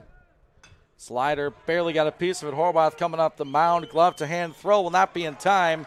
It's a leadoff infield single for A.J. Ham and another base runner for Endicott, and it's to begin the 4th inning. Kind of like a bunt almost as it goes down the third base side. Horwath made a good effort to get over and gave a good try on the spinning throw out, but not on line. Not quite enough velocity on it either. And Jimenez too deep at third to really get a play on that ball. Yeah, they continue to play with this shade to the left side. Finn's being asked to cover basically from behind second base to most of the first-second gap. Benestad takes a ball outside. Lipinski still warming up in the Bulldog pen. Should they need to go his way. Leadoff man on for Endicott. Bulldogs up 2-1. Home half of inning number 4. Horvath from the stretch to Benestad. Inside and low. 2 balls and a strike. In a game that you expect runs will come at a premium all throughout, and you're going to need every single one, you do not want to leave a guy in too long. The pitch, low and away. 3 balls and a strike. Now to Benestad. Man at first base, but nobody out for Endicott. Benestad, then the bottom of the order. Trevor Kamuta due up next. The pitch. Inside, it hit him also. So they're going to award him his base, and the first 2 are on in the Endicott half of inning number 4. That's another free pass for the Gulls. And we'll see Coach Skip, Craig Rainey, not coming out of the dugout yet. So he's going to give it a moment, and Horvath is going to continue in this game. 2 on, nobody out. Big opportunity for both sides in the 4th. Kamuta pops up a bunt attempt to Menes, diving. He can't quite make the catch in foul territory. Kamuta had the RBI double back in the 3rd inning for Endicott. Great effort by Jimenez. Gave it a good run, but couldn't quite get there. So first 2 on for the Gulls. 2-1 Adrian College, bottom of inning number 4. The infield communicates their bunt coverage. Expect Jimenez will play down the 3rd base line. Horvath will shift to first should the bunt go that way. Kicks the leg, the bunt displayed, the bat pulled back, the pitch away for a 1-ball, 1-strike count to the number 9 hitter Kamuta, the center fielder. Both corners playing on the infield grass just by a single step. Puts the bat out again. This pitch is low for ball 2. Got to find the plate here. Have to stay confident. Just attack it. Trust your guys, and even if the bunt goes down, you'll take your out. 2 balls, 1 strike to Kamuta. The pitch. It hit him. A 2nd consecutive hit batter. And he's going to be awarded first base, and now they're full of Gulls with nobody out. And the top of the order coming up for Endicott, Adam Reagan. And you wonder if this will be the moment here. Lincoln Lipinski ready in the bullpen to go should they need him. And Skip stands up from his seat, and he's going to walk out. Wants time. He's looking to the pen. And it looks like we're going to go from Hudson to Onstead. Lincoln Lipinski warmed up and ready to go. He's coming into a bases-loaded situation. Nobody gone for Endicott here in the bottom of inning number 4. The Bulldogs clinging to a 2-1 lead in this Elimination Monday of the College World Series. We will be right back with more Bulldog baseball.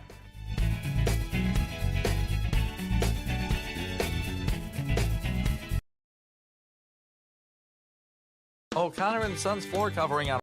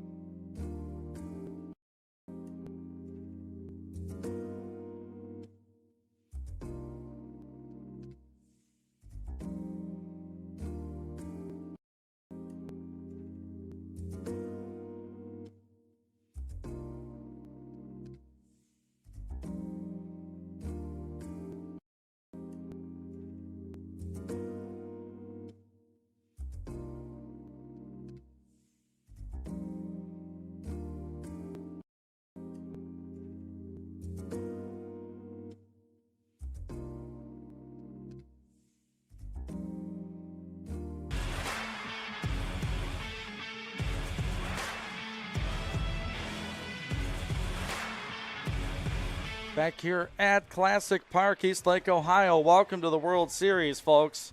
And welcome to your first action in the World Series. Lincoln Lipinski, hard-throwing righty, senior from Onstead, inherits a bases-loaded, nobody-out situation. Bulldogs up a run.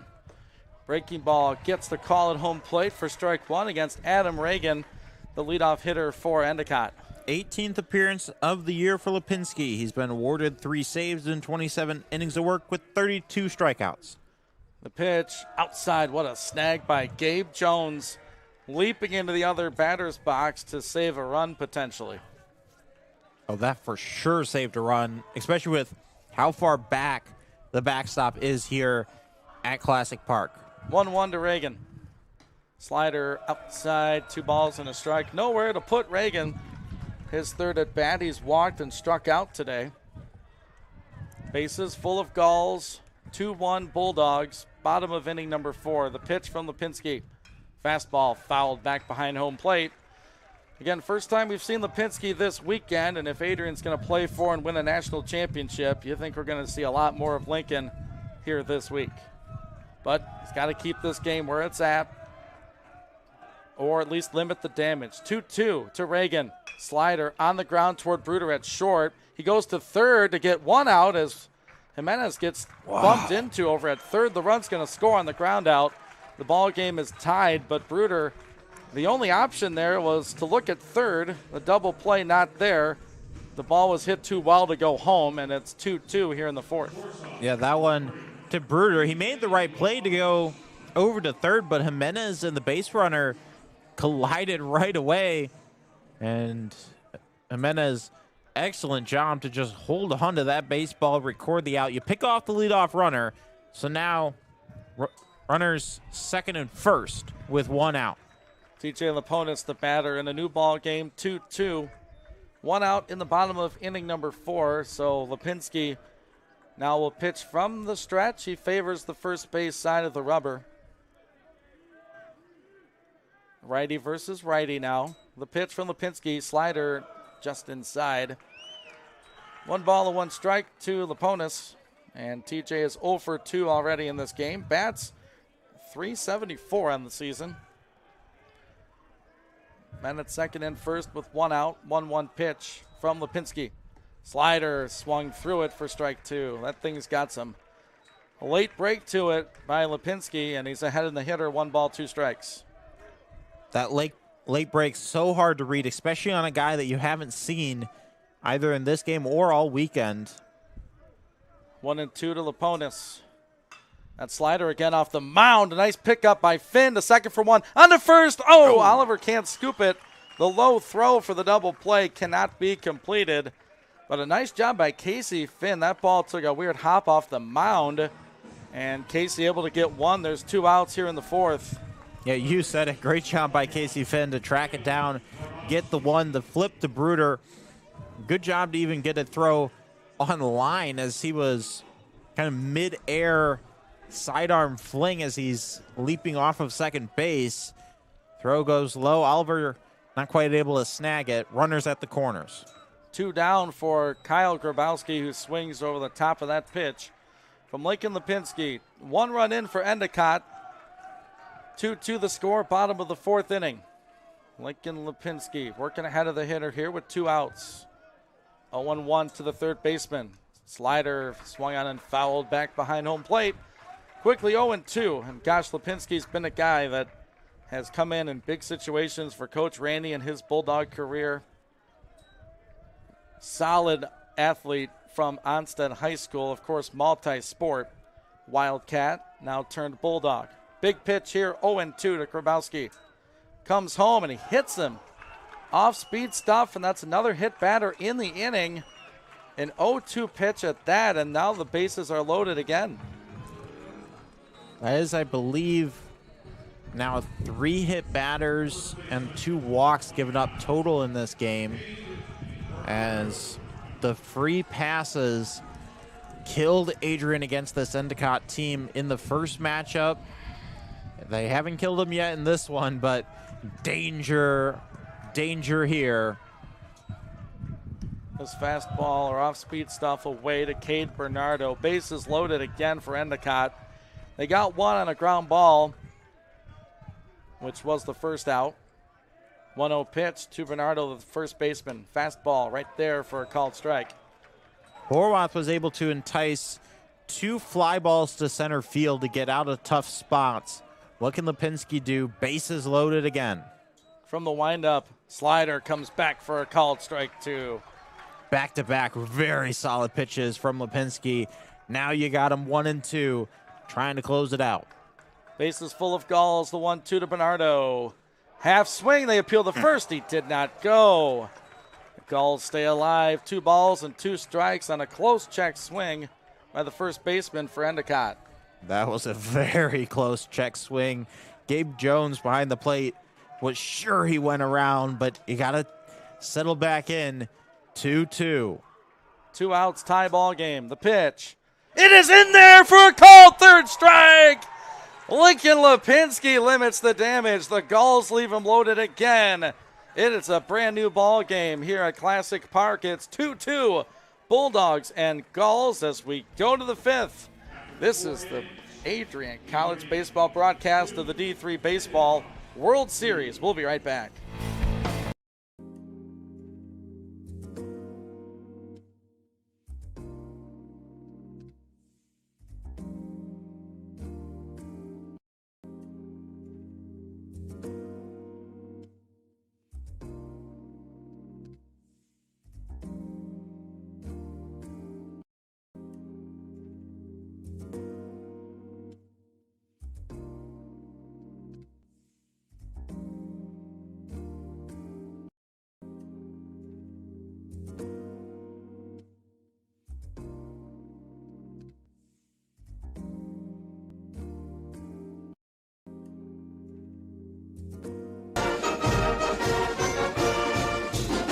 Talk about missed opportunities for both of these offenses. Bases loaded twice for Endicott College, and they only score 1 thanks to Adrian College relief pitcher Lincoln Lipinski. It is 2-2 Adrian and Endicott. It's an elimination game for Adrian. We welcome you back into the booth. Ian Wendt, Josh Mitchell. No Larry Tuttle today. Bulldogs got to win 2 today to force, win 1 right here to force a decisive contest here tonight, and the winner of that game will play in the National Championship Series. It's been a historic season for Adrian College, trying to add to it. And leading off the 5th inning, it's Casey Finn, Bulldog second baseman. I mean, a ton of traffic on the bases for both teams, just 4 runs split between the 2. Finn puts this one in the air to right, foul. Toward the seats, out of play. Finn took a good swipe at that one, and as you said, runners on base. This is going to be a game all about clutch hitting. Who's going to be the team that's going to break through in those moments and bring runs home first? Finn pokes this one foul as well. Back out for another inning is Matt Pappalardo. Looking at his stats through his 4 innings of work so far, 66 pitches, 42 strikes. 5 hits, 2 runs, 1 walk, no strikeouts for the Endicott starter. 0-2 to Casey Finn. Hits this one in the air, foul, keeps the at-bat rolling. There's still some action in the Endicott pen. A righty is warming up. It looks like number 18, Jake Harmony. Should Coach Brian Haley want to go there. Coach Craig Randy has already gone to his pen, and I'd say it paid off. 0-2 again to Finn. Casey, high fly ball behind second base, fading into center field up into the sun. It's going to be caught on the run out there by Trevor Kamuta. 1 up, 1 down in the top of inning number 5. Kamuta had to go a long way to get that one, and looked like almost lost it for a moment. He's talking to the second baseman, pointing up at the sky as he kind of came over with the glove over his left side. Last moment moved the glove over to his right side to make the catch, as the sun and clear high skies a factor today. Boyke puts the first pitch on the ground to Laponis. Throw will get jacked by a step down the line at first. 2 up and 2 down, a quick inning thus far for the Bulldogs. They went 1-2-3 last half inning. Let's see if we can get a 2-out rally going here as Nick Bruder steps in with nobody on base. A tie ball game at 2 apiece. Nick has had a decent day at the plate. 1 for 2. He scored one of Adrian's runs. Yeah, Pappalardo has been really settling into this game. Gave up 5 hits through the first 3 innings. Nothing since. Bruder showed bunt, pulled back, and took a called strike. Bruder has the speed, definitely capable of bunting for a hit. Takes low, maybe in. 1 ball, 1 strike to Bruder. 2-2 is our score, top of inning number 5. The Bulldogs are the visitors again, as they have been in their 3 prior contests. The 1-1. Bruder on the ground slowly, cutting it off as Grabowski at third. He'll flip to first for the out. So a pop out and 2 ground outs. That's a quick inning for Pappalardo, and Adrian College goes down in order. 1, 2, 3 to the home half for the 5th week go. We got a good one here at Classic Park in East Lake, Ohio. 6th seeded Endicott and 7th seeded Adrian tied up at 2 apiece. We'll be right back with more Bulldog baseball at the College World Series.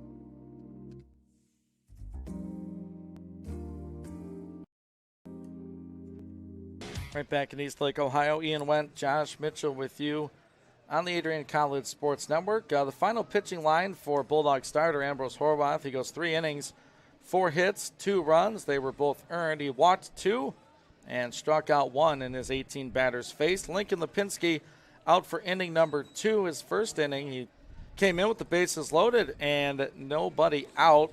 Worked his way out of a jam there. A strikeout to end the inning. In the 4 batters he has faced, he'll be out here for inning number 5 in a tie ball game. He will face the right fielder Brendan Walsh. Just a totally different look here. He talked about the at-bat by Burns earlier. 2 out, nobody on from bases loaded, nobody out. Lipinski with a fresh inning here in number 5 to work with. The righty versus righty. And this pitch is just a bit low for ball 1. Yeah, this stretch of the lineup, Walsh, Fusco, and Ham, all with hits in the game. Lipinski from the windup works the first base side of the rubber, comes home. The pitch skied in the air. Finn fighting the sun. He can't see it. Now ranging over. He's going to make the grab. Wow. Boy, that sun's been a factor in right field all series, all the games during the day. The night game against Endicott, we just had the lights, but both games against Rowan fighting the sun. A nice job by Finn to block the sun and make the catch. Yeah, he definitely lost it for a moment, put both arms out, communicating, I don't got it, but found it again, able to track it over and make the play. John Fusco, the batter for the Gulls. Here in a tie game. And the music's still going. And they're going to cut that off as home plate Lipinski umpire had to throw a pitch, and it was low for a ball. So home plate umpire not happy about that. 1 ball, no strikes. The left fielder 1 for 2 with the run scored today. Hits this one on the line to Finn at second base. He's right there. Played perfectly. Positioned is the sophomore second baseman, and a couple plays by Finn. 2 up and 2 down for Endicott here in the 5th. Because up there, you're getting some soft contact, and this is what you need if you're Lipinski. Get a couple of quick innings. Calm things down. You've given up a lot of base runners in this game. A quick inning here, turn it back to your bats. A.J. Ham watches the first pitch just inside, maybe low for a ball. Ham 1 for 2 with the run scored. One of the concerns in this game is that when Endicott goes to their bullpen, they got some of the best guys in the nation. And this fastball waved on and missed for a swinging strike 1. I mean, it's just Hard stuff by Lipinski, kind of Sean Parker-esque as we saw last night. Though Lipinski has more of a slider off speed than Parker's curveball. Lipinski ready at the 1-1. It's that aforementioned slider, comes back for a called strike. And just the difference between what Ambrose offers and what Lincoln offers. It's like, not only does he throw from the other side, he's got different stuff. The 1-2 to Ham. Didn't bite. That was awful close for ball 2 in the at-bat. Yeah, two very different styles of pitchers, and really great to be able to throw them back to back. That's just good game planning from longtime coach Craig Rainey. 2-2 is put in the air, foul right behind home plate by Ham. The Bulldogs in the field, not doing too much moving around for Ham. Breeze still blowing in directly from left center field, or dead on, blowing in off the lake. 2-2, 2 outs, nobody on for Endicott. Lipinski ready, here it comes. Slider, got him looking. He froze him like a popsicle, and the 5th inning is over. Lipinski goes uno, dos, tres, and the Gulls go down in order. We got a good old-fashioned pitchers duel now. We go to the 6th. We're tied up at 2. It's the College World Series on the Adrian College Sports Network.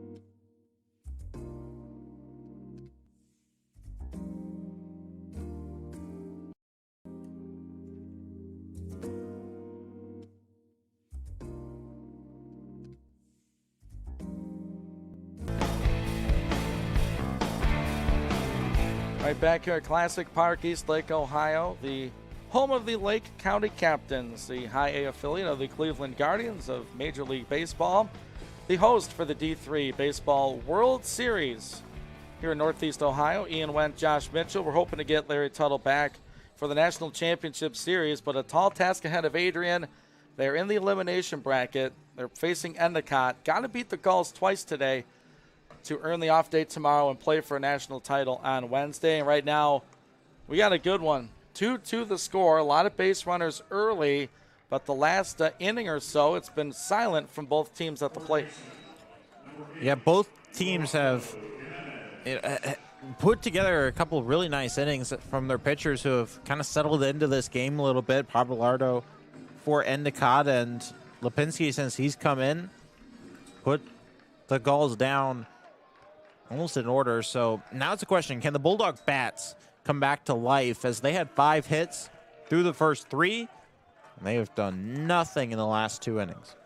One of the guys with the base knock today is at the plate, Rolando Jimenez, and Rowe is at an even count now, 1 ball, 1 strike. Working about as quick as he can here is Matt Pappalardo, who is, as you mentioned, calmed down on the hill for Endicott. 1-1 to Rowe. Low into the dirt, ball 2. And that's why not being able to capitalize on some of those early opportunities might well come back to bite this Adrian team.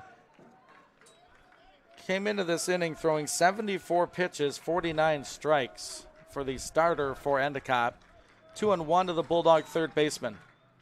Takes high, ball 3. The junior from Tampa, Florida, had a 3-hit day yesterday and played a whale of a game in the field to get Adrian to this spot. 3-1 to Jimenez. Outside and low, he walked in, ball 4. Nice patience by Rowe, and there's a leadoff man on in the visiting half of the 6th inning. And it's Mr. RBI in this World Series, Gabe Jones, at the plate. He knocked in Adrian's 2nd run on a base hit back in the 3rd inning. You get a leadoff player on, and should Jones be able to reach, you got a really good stretch of the lineup to try and make something work here in the 6th. Jones takes upstairs, ball 1. Action still in Endicott's pen, and I think it is Jake Harmony. And coach coming out to talk to Pappalardo. and the rest of the Endicott infield. And you would imagine he's ready down in the pen should they need him. Endicott winning against Salisbury in their first matchup of this World Series, and then defeating Adrian in their second game Saturday. Earned an off day yesterday as the elimination games were going on. An off day for a team which already had a top 5 pitching unit in the nation, and they got an off day to rest a couple of their arms. Kind of looking out towards the bullpen area. Umpire was there for a moment. They haven't. They're gesturing towards something or someone in the corner in right. And they will make a call over to the bullpen. So he didn't see his coach make the call. He gets talked to by the umpire, and that's going to be it in this ball game for Matt Pappalardo. It's now a bullpen game here at Classic Park in Eastlake, Ohio. Top of the 6th inning, a leadoff walk for Rolando Jimenez. We are tied up at 2. Adrian trying to force a decisive contest in the bracket play of the D3 Baseball World Series. Goodbye, Mr. Pappalardo. We'll talk about who's coming in right after this. This is Bulldog Baseball on the Adrian College Sports Network.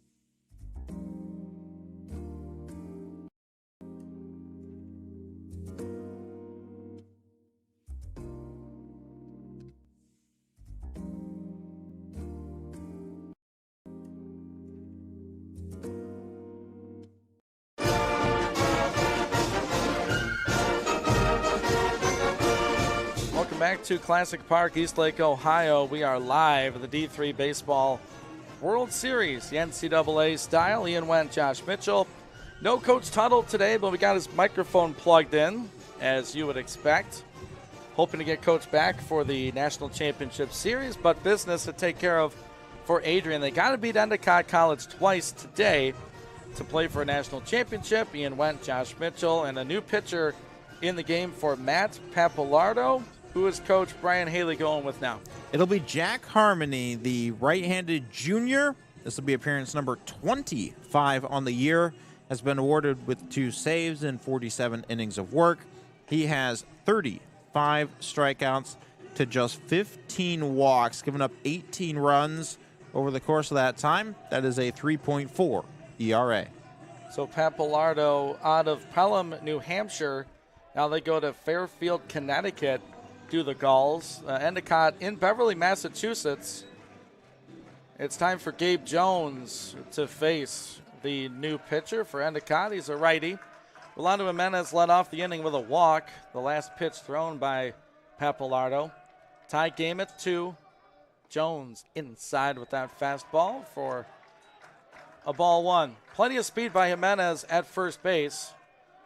Yeah, actually ball 2, as Pappalardo right. did throw the first pitch to Jones before the swap. And Jones makes it 2-1 on a heater, that time from Harmony.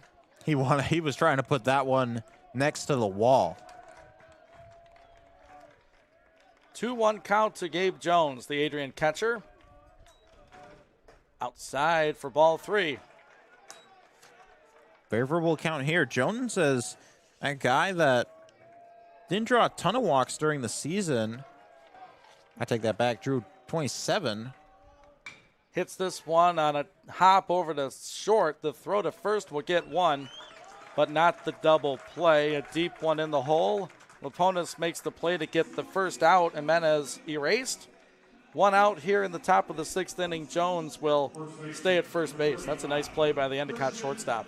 Yeah, good spin and throw from Laponis at short. You pick off the lead runner. Now with 1 out, it'll be Christian Oliver to the plate.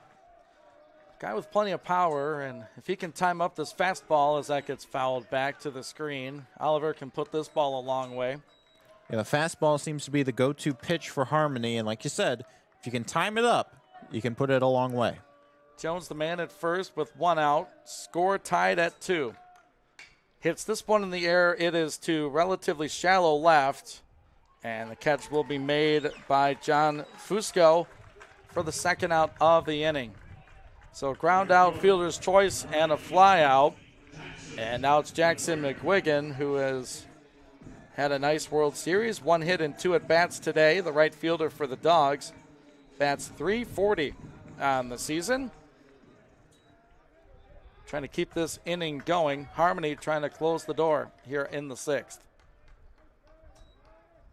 Ooh, it hits McGuigan again. Josh, this has got to be tiresome for McGuigan. He is wearing those pitches.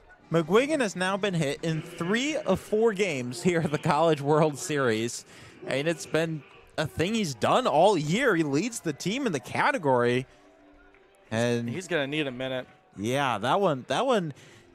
Sometimes you get hit by a pitch, and you're glad to take your base. Sometimes it's going to be one you're going to feel for a little while. Hit him in the upper part of his body. This sets up Brendan Willitson with 2 outs, 2 on. Jones at second, McGuigan at first. 2-2 is the score. The lefty Willitson against the righty Harmony. That is right there inside part of the plate for a called strike 1. Trying to execute the 2-out rally here, and you feel it's going to take something like that to try and break this game open for either team. The 0-1 to Willitson. Hits this in the air, foul back behind home plate. So 0-2 on the senior from Green Bay, Wisconsin. He's 1 for 2 in this game. As you mentioned earlier, was the leadoff batter for much of the season. See what he does here, 0-2. Pitch by Harmony coming. Outside, not by much for ball 1. Yeah, that one was right towards that part of the zone. Wilson, one of the few left-handed batters in this entire game. Only 2 in the lineup for Adrian and just 1 for Endicott. 1-2 to Willitson. 2 on, 2 out. Score tied at 2.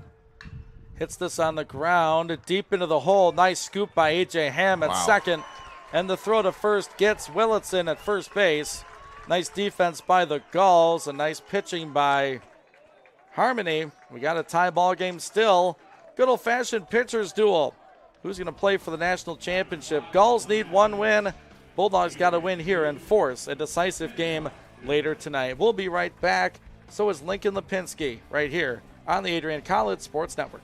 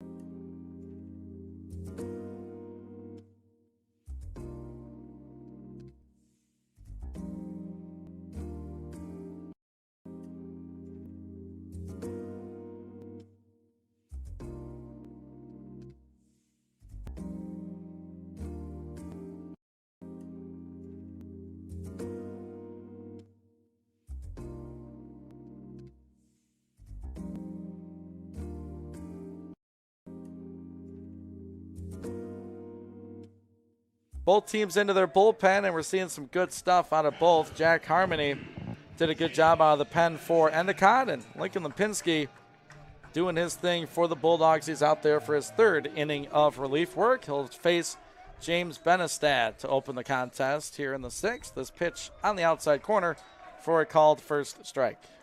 Important now to see how far both of these middle relievers can do.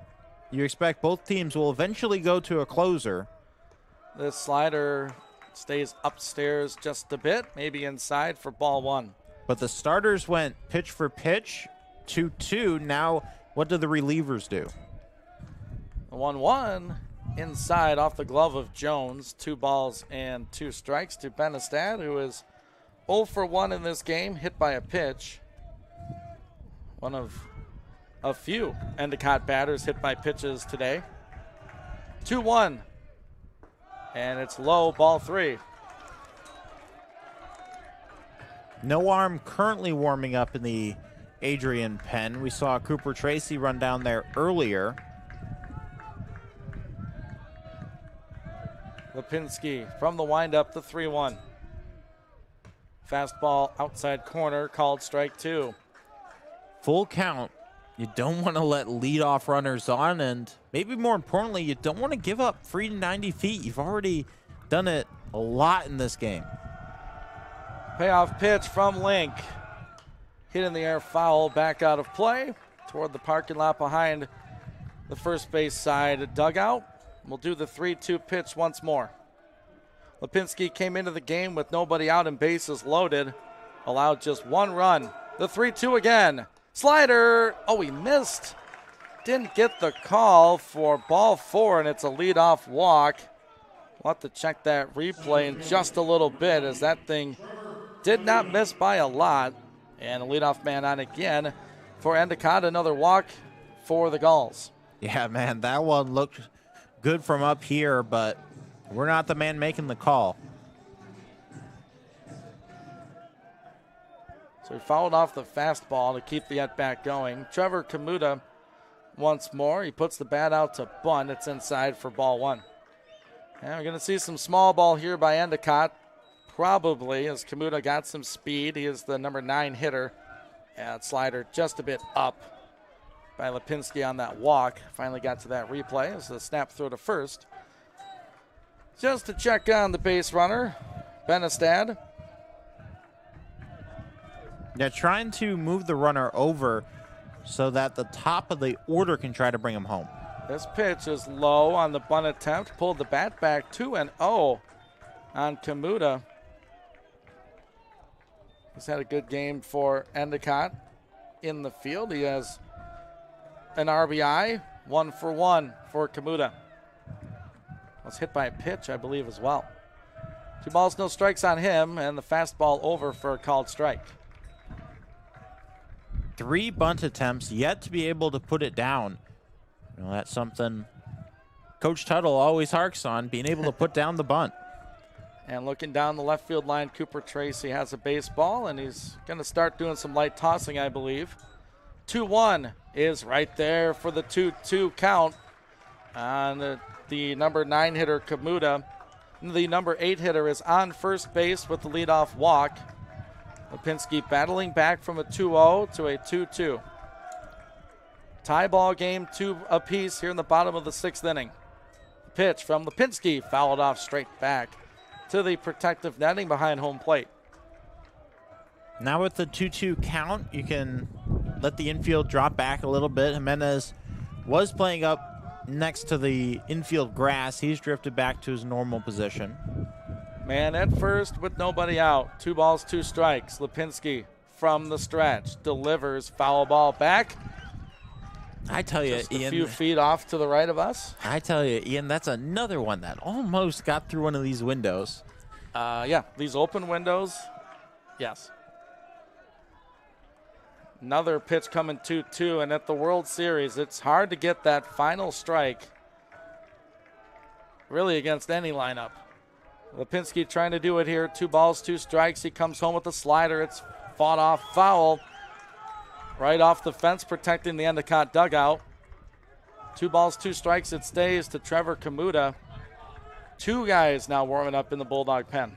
You wonder how many innings Lipinski can go. He's already pitched 2 complete. Yeah, not a guy that usually gives you much more than 2, maybe 3 innings. 2-2. He swung and missed at a slider, an off-speed pitch. Way out in front of that, and there's 1 down in the home half of the 6th inning. A big strikeout for Lincoln Lipinski.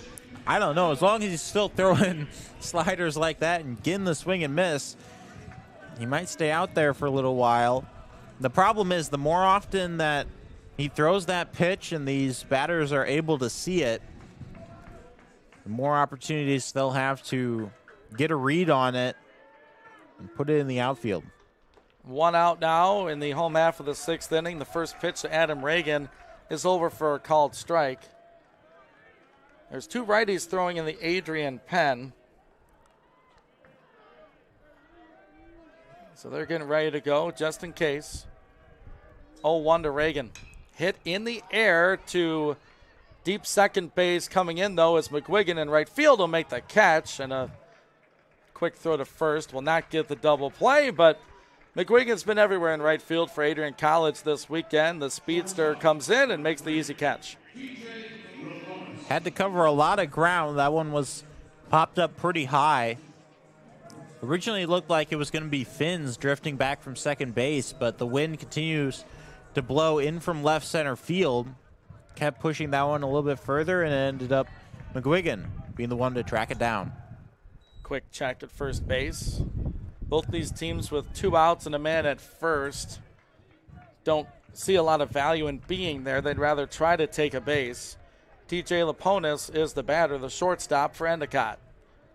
2 outs, 1 on for the Gulls. This pitch, half swing, didn't go. Ball 1, it was a bit outside. And Coach Tuttle will be proud that we bring it up, but the inability to put down the bunt, you don't advance the runner. Now you got a runner at first instead of scoring position. Slider stays away, 2 balls and no strikes.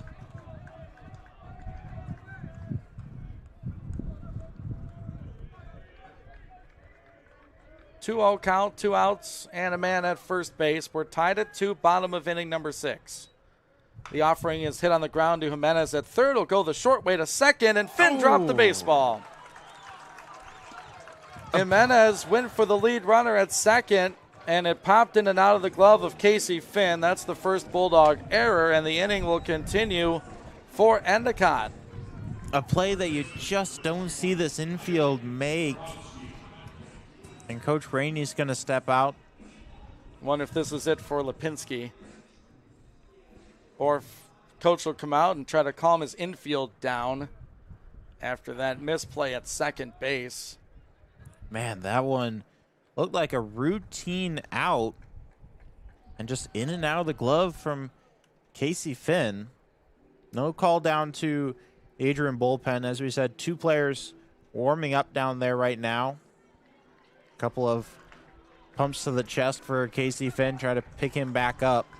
Yeah, I think it's Cooper Tracy and it's Ben Bates, number 32, warming up for the Dogs, a couple of righties. Tracy has pitched a couple innings in the World Series. Yet to see Ben Bates in action. Casey Finn would love a ground ball to him right here off the bat of Kyle Grabowski, who is the third baseman for Endicott. So the first error for Adrian in this game puts men at first and second with 2 outs in the 6th. Slider stays up and in for ball 1. 2-2 score, bottom of inning number 6. Lincoln Lipinski working his 3rd full inning. Pitch just inside, 2-0. Trying to relocate the zone after that timeout. Grabowski, a walk and a hit by pitch in this game. No official at bat for Kyle. Slider low, ball 3. So all of a sudden, strike zone has eluded Lipinski. We said 2 out rally could be how one of these teams break through. 3-0. Outside corner for called strike 1. Just barely grazed it. Lipinski will take it, 3-1 on Grabowski. Adrian led this game 1-0, then it was tied up. Eventually at 2-2, and that's where we are here in the 6th inning. The pitch, hit in the air, foul. So Lipinski works back from a 3-0 to a 3-2. Needs one more good pitch here to get out of this 6th inning unscathed and get his bats up in the top of the 7th inning. Grabowski the righty, Lipinski the righty. The Onstead senior comes set, looks at second, comes home. The pitch, he swung and he missed! Strike 3 called! Down goes Grabowski. Lipinski with a big pitch, and the Bulldogs keep it tied through 6 here in this elimination game of the World Series. What sick stuff by Link. We're tied at 2, going to the 7th.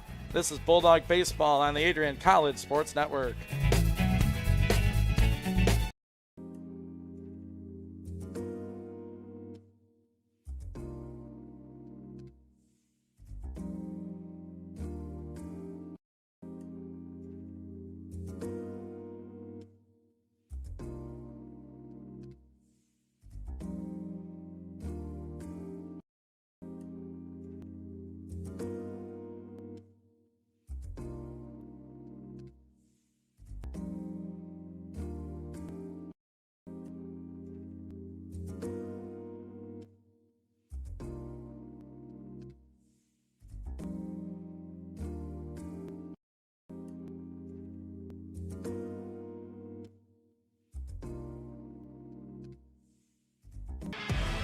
What job by both of these bullpens. Lincoln Lipinski for Adrian College has just thrown his 3rd complete inning to keep this ball game tied at 2 as we go to the 7th. It's an elimination game for Adrian College. They got to beat Endicott here to force a decisive bracket championship game tonight against the Gulls.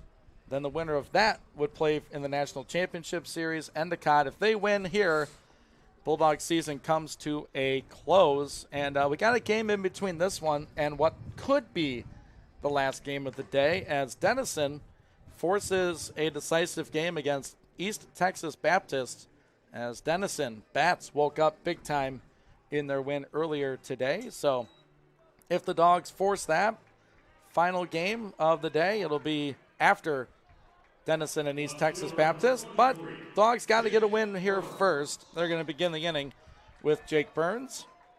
Thanks for being with us on the Adrian College Sports Network. Once again, I'm Ian Wentz. Josh Mitchell up here with you, hoping to get Coach Tuttle back for the championship series on Wednesday as Burns gets plunked by the first pitch from Jake Harmony. Unfortunately, our live stats don't show it as one of the statistics of how many batters have been hit by pitch. I mean, there's got to be, 6? Maybe even more batters between the two teams in this game. It's crazy. McWiggin's been hit by a pitch for Adrian, and now Burns, who has pretty good speed at first base. Finn, a very good bunter, and he's going to try one here. It's up the pitch. Finn pulled the bat back for ball 1. Yeah, great opportunity. And Burns reaching is big for this lineup because, as you said, Finn Boyke, great speed and great bunting potential. Here's a bunt right back to the pitcher, Harmony. He'll flip to first for the out. As we mentioned, Casey Finn doing work at the plate for Adrian College. And how about Casey Finn? He owes Lincoln Lipinski a steak dinner tonight, as Adrian was almost out of that 6th inning, or one batter earlier. He drops the ball at second base, and a feed from Jimenez keeps the inning going, but Lipinski gets the strikeout. Dogs trying to take the lead here in the 7th. Burns, the man at second. It's the senior, Jack Boyke, trying to bring in the sophomore. Boyke, first pitch, swinging, ball up the middle. It's going to get into center. Here comes Burns. He'll score standing. Jack Boyke, big-time stuff. It's 3-2 Bulldogs in the 7th. The senior delivers in the 7th, one of very few on the starting lineup. Puts one right into center and brings a leading run home in a game where every run matters. That was a big one. Walks and hit by pitches and could kill you. And bunts. Yes. You know, Coach Tuttle would be so proud that he talks about all the time. The ability to put down a bunt separates a good team from a great team. And it's going to induce a mound visit. So Jake Burns gets hit by the first pitch of the inning, and that's going to be a call to the bullpen for Endicott. And then Jack Boyke, wasting no time, puts that pitch into center field for a go-ahead base hit RBI. And what a World Series it's been for Jack Boyke. He went 0-for against Endicott on Saturday, but he was great against Rowan a couple of times. And a big knock here late in this ball game, and a new pitcher coming in for Endicott. And Josh, if you're the Gulls, this is your strong point. Limit the damage, see what your offense can do, because they've had a ton of traffic on the base paths throughout the ballgame.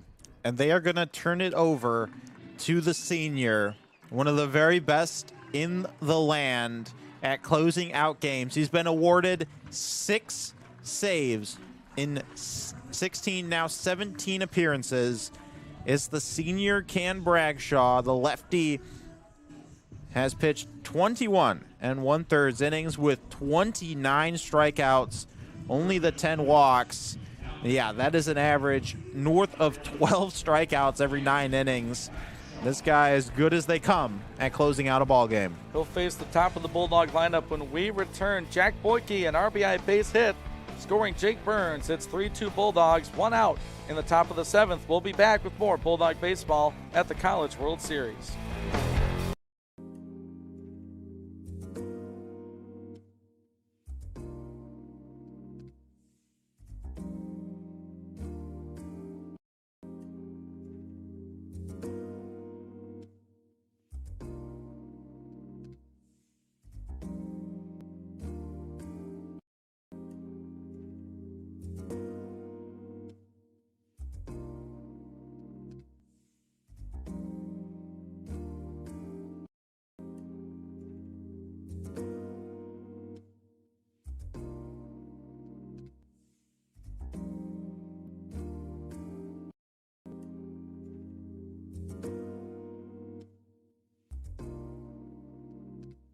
Jack Boyke, the RBI single with 1 out in the 7th to score Jake Burns after the sacrifice bunt by Casey Finn. It's 3-2 Adrian in an elimination contest for the Bulldogs, trying to force a decisive game later tonight. 3-2 Dogs. We're into the bullpen, and Josh mentioned the closer coming in, Kyan Bagshaw, the senior. He's a lefty, so you got to wonder if Coach was thinking he could face Boyke, but instead Jack gets the base hit off of Jake Harmony, and a chance for Nick Bruder, the righty. First pitch is low and away, ball 1. And the leadoff man for Adrian will be the first one tasked with, as we said, one of the best closers that the nation has to offer. The senior Bagshaw over for a strike to the junior Bulldog shortstop, Nick Bruder. 3-2 Bulldogs in the 7th. Boyke's lead at first. The pitch to Bruder outside. At least the stuff we've seen, not particularly glove popping from Bagshaw in terms of velocity. 2-1 to Nick. Wind blowing in from center field. The pitch, Bruder puts it in the air, foul. Down the right field line. 2 balls, 2 strikes to Bruder with 1 out in the 7th. That hit by Boyke was just Adrian's 6th hit of the contest. It'd been a while since they've had a base hit. Yeah, first hit for Adrian since the 3rd inning. 2 balls, 2 strikes to Nick Bruder. The pitch. Swings and misses on a pitch low and away. A lot of movement on that one. Nick swings and goes down for the 2nd out of the inning. Yeah, the velocity, maybe not the highest, but the movement is elite from Bagshaw. So comes in, gets a strikeout of Bruder. Now it's the 3rd baseman, the guy leading the team in batting average, Rolando Jimenez, 380, or rather 365 on the season. First pitch outside to him. And similar to Ambrose Horvath, the velocity on the fastball, not incredible, but a different variety of pitches for Bagshaw. Foul tips it at the plate for the first strike. Boyke at first, plenty of speed for Jack, but we've seen a Bulldog get thrown out at second. But there are 2 outs, and it's hard to steal against the lefty. Yeah, Adrian loves to attempt them. We'll see if they try it. It would be risky for sure. 1-1 to Jimenez. The pitch hit on the ground into the hole between short and third. Another base hit for Rowe. and he has put together a couple of great ball games at the plate. 2 on and 2 out for the number 3 hitter, Gabe Jones. Trying to execute a 2-out rally. You got 2 guys on. Gabe Jones, Mr. Power, will be asked to put one deep. Haven't seen anything or any base hits really in the outfield this entire game by either team. It's all been ground balls that have gone through. 2 on and 2 out. Boyke at second. Jimenez at first. A lot of speed and a lot of power at the plate. It's Gabe Jones. Takes the first pitch. A fastball on the outside corner for a called strike. 3-2 Adrian in the top of the 7th inning. That hit by Jimenez was Adrian's 7th of the ball game. Their 2nd in this inning. As the wind continues to whip in from center field. The 0-1 to Jones. Outside. Nice snag there behind home plate by the catcher, James Benestad. There was a staff bus / fan bus that made the trip from Adrian today. Got some notable faces in the crowd this afternoon. 1-1 to Jones. And Bagshaw steps off. President Jeffrey Docking here, head football coach Joe Palka. One of many that made the trip over. 1-1 to Jones, inside and low, ball 2. If Gabe reaches, it would be Christian Oliver. Still 2 out. Bagshaw trying to close the door here in the 7th and keep it a 1-run lead for Adrian. 2-1 to Jones. Just inside, maybe low. Ball 3 to Jonesy. Gabe 1 for 3 with an RBI in the game. .325 batter on the year. He's drawn plenty of walks in this World Series. We'll see what he does here. 3-1. Bagshaw's pitch. It's way outside. He walked him for ball 4. So after striking out Bruder, a base hit and a walk has loaded him up for Christian Oliver. And there's some big runs out there on the bases for the Adrian College first baseman, the junior out of Tampa, Florida. Bagshaw only his 11th walk given up of the year. And here you go. Bases loaded, 2 outs for what, the 4th time in this game. Yeah, plenty of traffic on the bases. Oliver takes a ball. Gosh, that didn't miss by a lot. Hard to tell from up here, though. 1 ball, no strikes to Oliver. 3-2 Bulldogs in the 7th. The wind really picking up now out of center field. Oliver swings, puts it into center field. It's going to be caught on a line drive. But the Bulldogs take the lead in the 7th. The Jack Boyke RBI single after hit by pitch to Jake Burns. A sacrifice bunt by Casey Finn.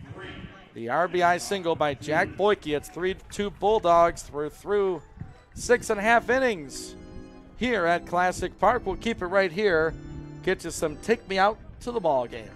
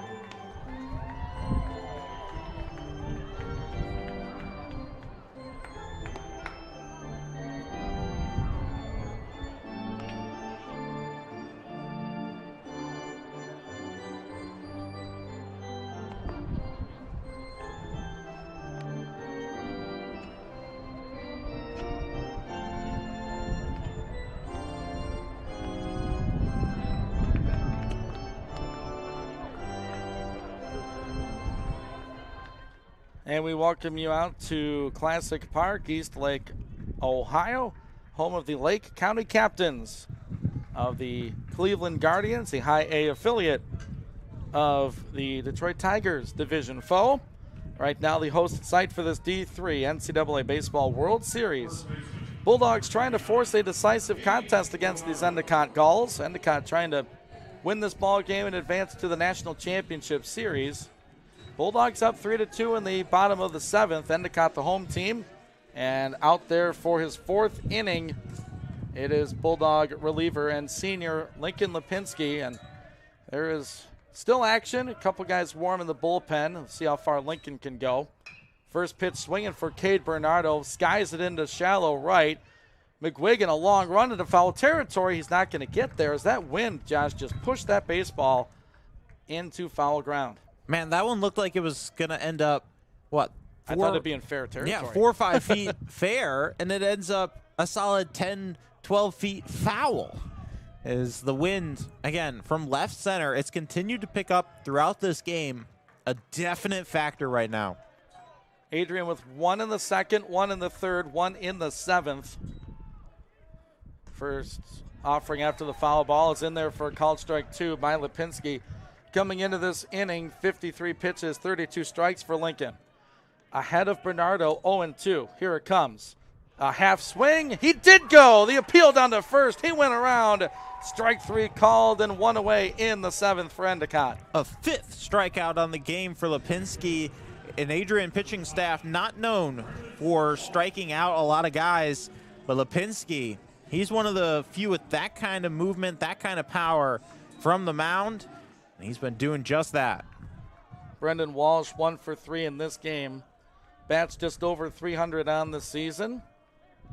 Lipinski from the windup with 1 out. Fastball, got the call. Strike 1 on the outer edge. I tell you, the senior is dealing right now from the mound. He talked about a different look, right, he had in the regionals and the supers. The 0-1 to the right fielder, hit in the air pretty deep to left. Back is Burns toward the wall, and it's gone. A game-tying solo home run by Brendan Walsh.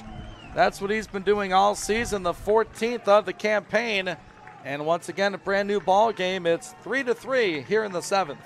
Second home run of the World Series for Brendan Walsh. And none bigger than that to tie a game late in the tournament. Boy, that wind did all it could to try to keep that ball from going out, but plenty of power, and now it's John Fusco at the plate. Bases empty, still 1 out. Lipinski again from the windup. Yeah, that one was just on a line to left field. If it gets any higher, the wind probably pushes it back down, but stayed low enough, had enough velocity, enough power, and just sneaks out of the ballpark. This one is in there for a called strike. This field is 320 to both corners, 400 to center, and it's got a one-size wall all the way around. If you're at Nicolay Field with the double stack wall on left field, it probably doesn't make it out. The 1-1 pitch on the ground toward Finn. A nice diving scoop from his knees. The throw is way high into the Endicott dugout, and that's going to be an extra base for Fusco on a throwing error by Casey Finn. A great job to get to the baseball, but the throw sailed way over Kristen Oliver's head, and with 1 out, the go-ahead runner moves into scoring position for the Gulls. And you feel like Adrian needs to calm down here. Still a lot of baseball to be played. We're starting to rush. We're starting to push a little bit farther than we need to at this moment. This is where the leaders on the team need to communicate things over, calm everybody down. Ruled an error in the play-by-play. Single, then the throwing error. 3-3 game, bottom of the seventh. First pitch to A.J. Ham is low and away for ball 1. Tracy and Bates ready in the Adrian pen. Should Skip go that way. Leaning on the senior here, Lipinski, to get out of the seventh. Breaking ball hit in the air. This one to relatively deep left. Burns going to the corner into the bullpen area. He is up on the wall, and it's a foul ball. He couldn't complete the process as he crashed into that padded wall there in the Bulldog bullpen. And good to see he's up and walking out of there. Man, that wind pushed the ball from the line into the foul ground area in the Bulldog pen. It's a loud strike 2 to A.J. Ham. 1 out, runner at second base. 2 Bulldog errors in the field. The first time, Lipinski able to pitch around trouble. Tie game at 3. 1-1 is the count. To the second baseman, Ham. Lipinski from the stretch. Breaking ball, slapped foul behind home plate. 1 ball and 2 strikes to Ham. AJ in this contest. 1 hit in 3 at-bats. He has scored a run for Endicott. The home run tied the game here in the 7th. 3-3 the score, 1 out. A man at second for the Gulls. 1-2 from Lipinski. Breaking ball, just got a piece of it. Foul at home plate. Did not get it by much, but stays alive in the at-bat. As Lipinski's had a lot of success with that dropping slider. We'll see what he goes to here. 1 out in the home half of the 7th inning. 1-2 again to A.J. Ham.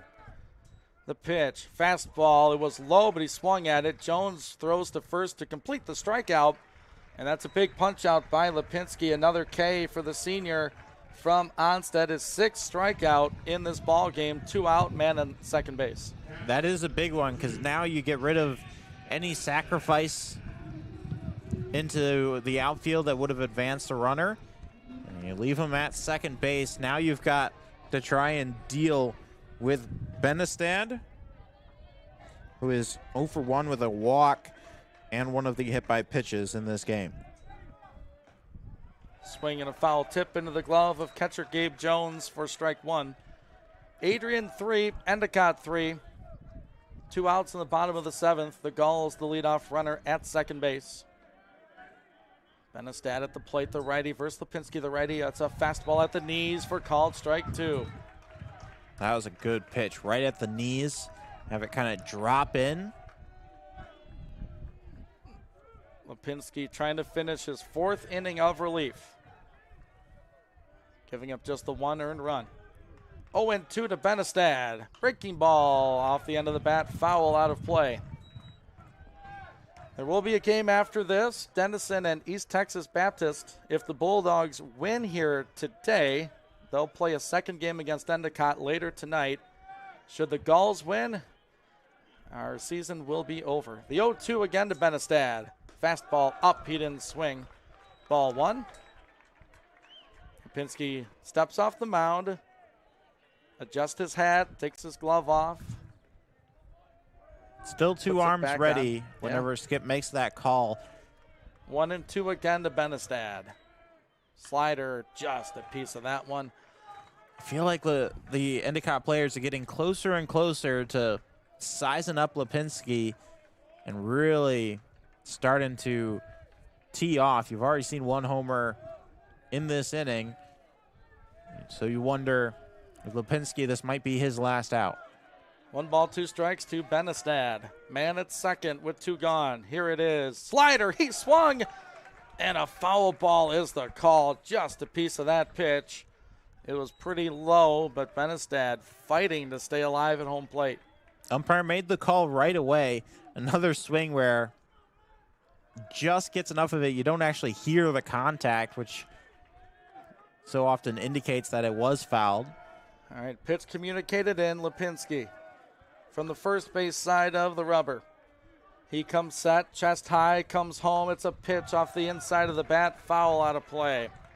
You wonder if this will be Lipinski's last batter, as these pitches are starting to pile up for Lincoln, although he hasn't thrown yet in this World Series.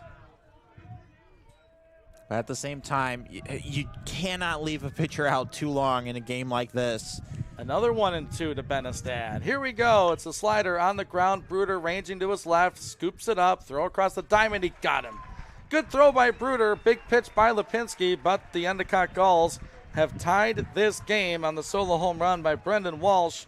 Once again, we're tied. It's 3-3. Adrian at Endicott. Top of the 8th inning. When we come back, it's the D3 World Series on 96.5 The Cave, 965thecave.com, and the Adrian College Sports Network.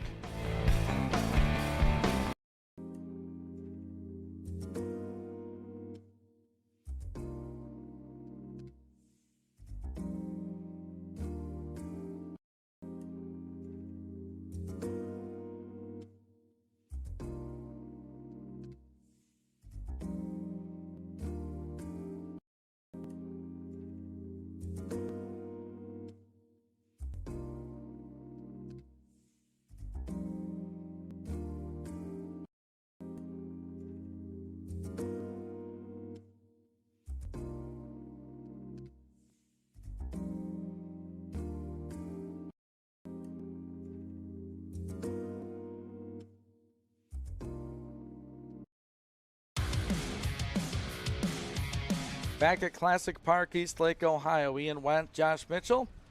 We've had Coach Larry Tuttle for the first few games of the World Series. He had to go back to town last night, so we got you here today. Adrian College trying to win 2 today and advance to the National Championship Series, but in the way is Endicott College, and these Gulls won't go away. Adrian has led this game 3 different times, and each time the Gulls have come back to tie it. We're at 3 apiece. Top of the 8th inning. Adrian to bat right now, and we're deep into the bullpens. We've seen both teams' best, and we'll see what the bats can do, as they've been able, both teams, to put guys on base, but bring them home. That's been a different story. Yeah, the clutch pitching for both of these teams to get out of some tough spots. Multiple times we've had 3 runners stranded in an inning. Yeah, that means bases were loaded, and they did not come home multiple times for both sides. Jackson McGuigan to lead off. That wind whipping in from left center field. Though a very clear blue sunny sky as McGuigan hits the first pitch up the middle for a base hit. This guy is unreal. Another base knock for McGuigan, and the leadoff man on here in the 8th.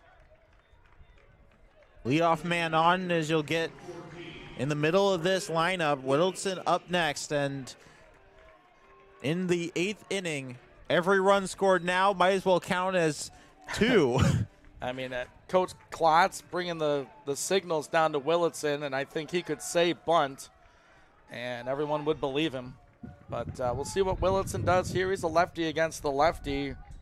Kyan Bagshaw. Wow. This bunt is good past the pitcher, and Willie is safe at first base.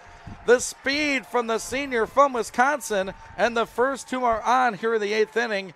How about dropping a baseball right there? And what a start to the 8th inning for the black and gold. What might well be the bunt of the year from Whittleson. A left-hander able to put it down the first base side, get it past the pitcher, and into the second baseman charging in to try and play it. And everybody's safe.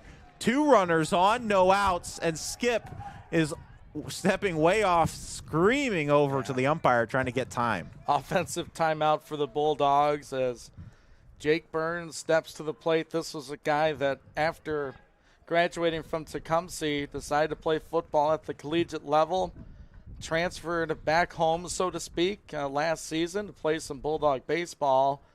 And here he is in the World Series, the biggest at bat so far for the sophomore from Tecumseh. He's got 2 on and nobody out. You know, you talk about being able to bunt. I know Burns, he can. Yes. But he's got such a powerful bat. Yeah, it's such a tough call here, and this is why Coach Craig Rainey gets paid to make these decisions, and we don't. Do you try and have Burns bunt? Because moving the runners over would be very good to have 2 guys scoring position, 1 out. But at the same time, the power for Burns might just try and have him swing. First 2 on for Adrian in the 8th. We're tied at 3.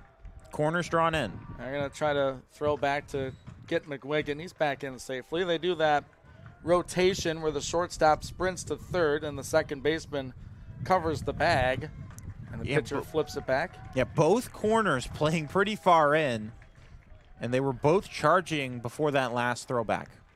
Pitch by Bagshaw. Burns puts the bat out. He's going to bunt it. Bagshaw, he bobbles the baseball, throws to first. Burns, oh, they call him out. We might get a video replay on that. Burns hustling down the line. Bagshaw bobbled the baseball, and there's going to be a conference here as Burns went down the line in a flash. Yeah, bang, bang, play it first. They called for the video replay right away, and yeah, Bagshaw, the pitcher, had one bunt go by him. That one kind of bobbled while standing up, and they are going to go to the video review to take another look at this as, man, the difference between bases loaded, no outs, and 2 on, 1 out would be huge. So they will check the replay here at the stadium. I'm getting it the first time live on the NCAA website as Burns did a great job bunting that baseball to the third base side. Oh, it is a bang, bang play. Yeah, we'll see if they get a better slow-mo replay that we can get. And look, if Burns is a left-handed batter, he's definitely safe. But that extra couple steps and the bobble by Bagshaw. gave him a shot down the first baseline. Yeah, so the first base umpire is Aaron Stoke, and he called out right away, no hesitation. But at the same moment, the first base coach for Adrian immediately signaled to go look at it. He's safe. I think he's safe. Based on the first, really slow-mo, I'm not sure the ball is in the glove in time.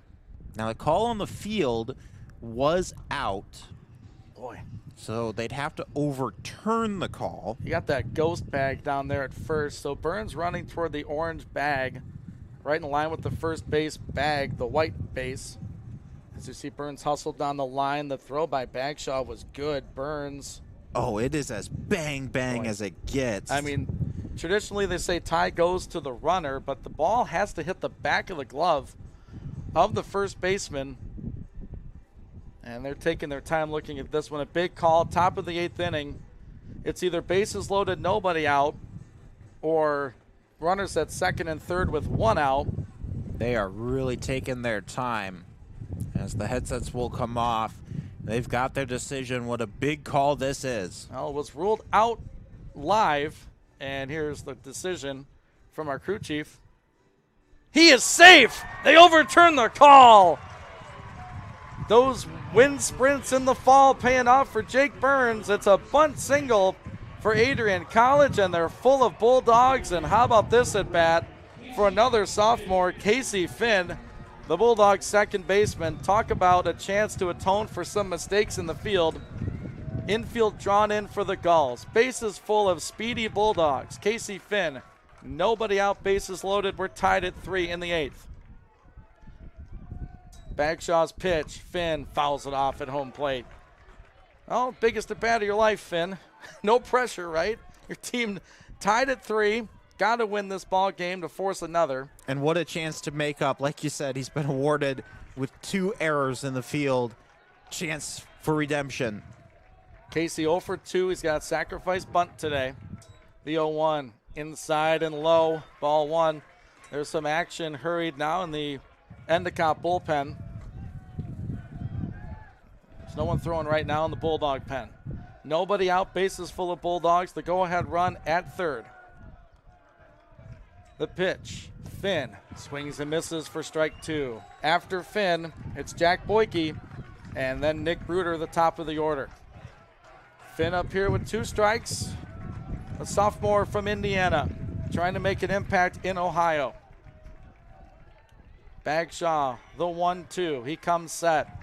Kicks the right leg and comes home. Finn hits it in the air. Foul down the right field line. Into the Denison crowd out there waiting for their next contest. They'll play East Texas Baptist 50 minutes after this ball game. Another 1-2 coming up to Casey Finn. The righty stands in. All 6'3" of him. Chokes up on the bat. Bagshaw, the lefty. Ready again with the 1-2. Here it comes. Finn, check swing. They appeal, and he's out on the check swing. Out is the call. Aaron Stoke made the call, and Finn is down swinging here in the 8th. That was a low pitch to offer at, but with 2 strikes, you got to protect. And how about this? A chance for Jack Boyke once more to give his Bulldogs the lead. Jack 1 for 3 with an RBI single in the 7th inning. That gave Adrian a 3-2 lead, which vanished in the bottom half. It's 3-3, score tied. 1 out, bases full of Bulldogs. Boyke against Bagshaw, lefty on lefty. Jack takes the first pitch up and in for ball 1. Boyke has been clutch during these playoffs. An opportunity here. Infield back, trying to play at double play. Corner somewhat in. The pitch to Boyke takes another ball at home plate and nowhere to put him. If you are Kyan Bagshaw, the senior, up against the senior Boyke. Jack up in the count, 2 balls, no strikes. 1 out, bases full of Bulldogs, tied at 3. Bagshaw comes home, Boyke takes. It's a called strike 2 on the inside corner. Rather, strike 1. 2 balls and a strike to Jack. Leadoff hit by McGuigan. 2 bunts for singles after that by Willitson and Burns. 2-1 to Boyke. It's right there for strike 2. Boyke yet to swing the bat in this plate appearance. 2-2 count. Jack has had big hits in moments of the World Series. This one would give Adrian a lead if he can get this in play. Jack takes ball 3. Good take. Full count now. Nowhere to put him. You figure this one will go over the plate, and what a fight this will be. Does Boyke have the read? Knocked one in the 7th. 3-2 to Boyke here in the 8th. Bases loaded, 1 out. Tied at 3. The pitch. It is low, ball 4. The Gulls have walked in the go-ahead run, and in comes McGuigan. Jack Boyke works the walk. What a clutch AB by the senior center fielder, and it's 4-3 Adrian here in the 8th. Huge stuff from Jack Boyke. Walks to bring in a leading run in the 8th inning and turn the card back to the top of the order. Bases still loaded. Nick Bruder watches the first pitch miss. Bruder, strikeout victim, his last at bat, it was against Bagshaw. Bases still loaded. Adrian 4, Endicott 3, top of the 8th inning. Nick in the air, foul. Bruder 1 for 4 with a run scored, along with that strikeout. The corner is still playing on the infield grass. Short and second, playing a couple steps inside the outfield grass. It's the second time today. Bases loaded, nobody out. We'll see if we can score more than one this time. Bruder in the air to relatively deep right, and the catch will be made along the line. Tagging and coming to the plate is Willitson. He's going to slide in before the throw. A sacrifice fly, RBI for Nick Bruder, and it's 2 across in the 8th inning. It's 5-3 Adrian College. They're at the corners with 2 out for the smoking hot bat of Rolando Jimenez. It was a good throw from Walsh that came into home plate, but not there in time as Adrian gets 2 in the 8th inning. First time we've had more than 1 in the same inning this entire game. Bulldogs expanding the lead, and the 2 runs so far, still a run lingering at third. Jimenez 2 for 2, takes a cut at the first pitch from Kyan Bagshaw. Wave and a miss for strike 1. 2 for 2 is Jimenez with a walk in this game. Boyke the man at first. Burns the man at third. Outside with that offering for ball 1 to Jimenez. There is a righty in the bullpen who on cue dirts a baseball as it makes its way into the field of play. Again, no protection around the bullpens in terms of structure. Got a couple guys out there watching for foul balls. Yeah, Classic Park, built back in 2003. 1-1 to Jimenez, 2 outs. Bulldogs at the corners. Rowe takes outside for ball 2. Should Jimenez reach? It's Gabe Jones, Christian Oliver. There are 2 out here in the 8th inning. 5-3 Adrian College. 2-1. Takes low for ball 3. All of a sudden, Bagshaw falling behind Jimenez here, 3-1. We'll see if Rowe wants to swing. When he's done it, it's been more good than bad for the Bulldog third baseman. Let's see, 3-1. He takes a called strike 2 on the outside corner. Yeah, Bagshaw yelling at himself on the mound. Clearly frustrated, has not had the command he's accustomed to in this game. Another full count. Boyke will be going with the pitch. 3-2 coming. In the air, foul. Down the line and right, out of play. Big bat for Jimenez, who spurred onto the scene his sophomore season and his freshman campaign with the Bulldogs. He began his career at Adrian as a second baseman. He's moved over to third. Big at bat here, 3-2, 2 outs. Foul tip at home plate. It goes off Rowe's foot on that check swing by Jimenez. He's good to go. We'll try 3-2 again. Boyke on the move with the pitch from first base. The runner at third is Jake Burns. Reached on a bunt single earlier in the frame. 3-2 again to Jimenez. Another foul ball that got off his foot, and he's hopping down the first baseline. Jimenez feeling it here as, man, he is hobbled. Well, Rowe with 3 hits and 5 at-bats yesterday. Coach Klotz coming down to talk to Rowe. He's good to go. Another 3-2. There's no way anybody's going to come out of this game. You pretty much have to drag them out. Senior Bagshaw against the junior Jimenez. 3-2 again. It is way outside, and that's another Bulldog walk earned. Jimenez will load the bases for Mr. Grand Slam from Friday, Gabe Jones, and we'll see a new pitcher for the Endicott Gulls. And how about this development here in the 8th inning? The first 3 get on, a base hit by Jackson McGuigan, a couple of bunt singles, Brendan Willitson, and then Jake Burns upon review. A bases loaded walk by Jack Boyke drove in a run, and a fly out by Nick Bruder brought in the second. It is 5-3.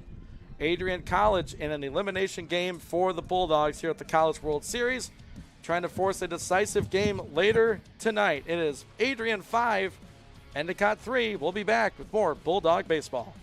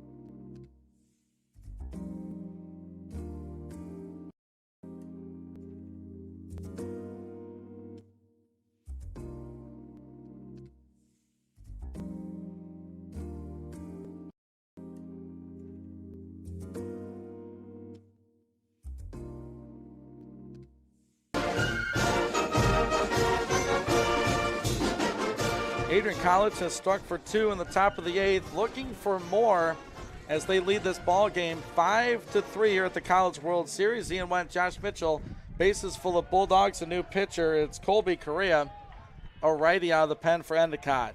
Bases loaded for Gabe Jones. The first pitch, it hits him. Unreal stuff in the 8th for these Endicott pitchers. Jones hitting the back by the first pitch before Josh can even talk about Correa.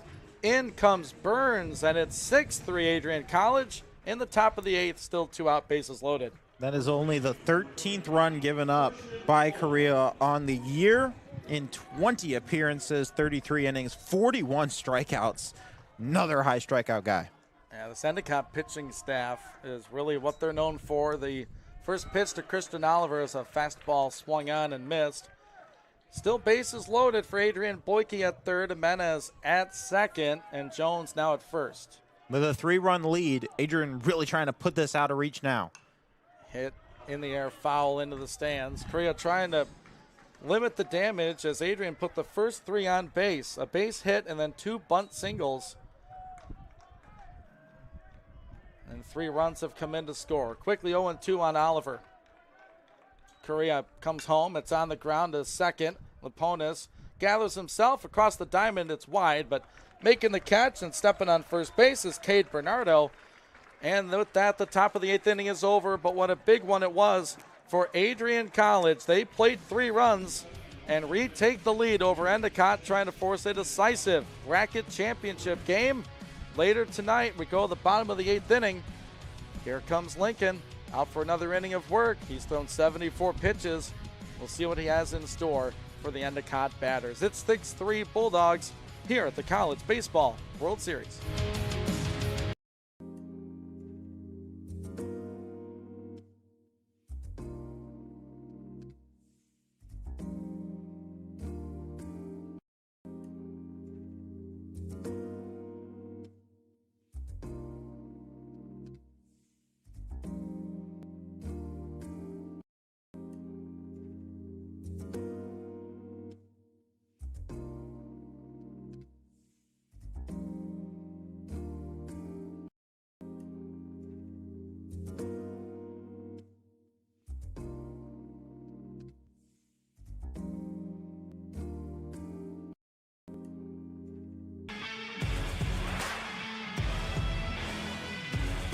All right, take a deep breath, everyone. It's Bulldog Baseball here on the Adrian College Sports Network. Ian Wendt, Josh Mitchell.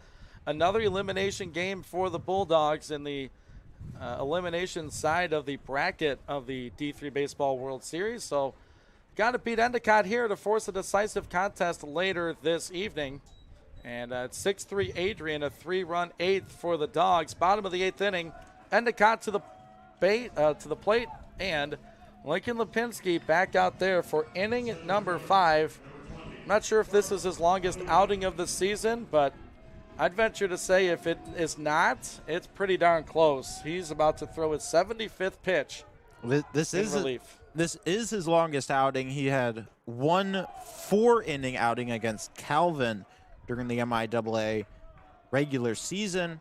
Other than that, he is a 1 to 2 inning guy. First pitch to Trevor Kamuta was a ball. Here comes the next one. It's a fastball fouled off straight toward our window. I tell Probably you, 15 Ian, to 20 feet away from getting a souvenir. man, the number of times we've had one come this way. First thing I haven't paid for this weekend. Got a bunch of souvenirs coming home. The 1-1 to Kamuta. Up for that pitch. It's ball 2. 6-3 Bulldogs. Cooper Tracy and Ben Bates ready to go in the Bulldog pen. Couple of right-handers. They're going to see what Lipinski can do here. This one is on the outside corner for a called strike 2. Good spot for that fastball.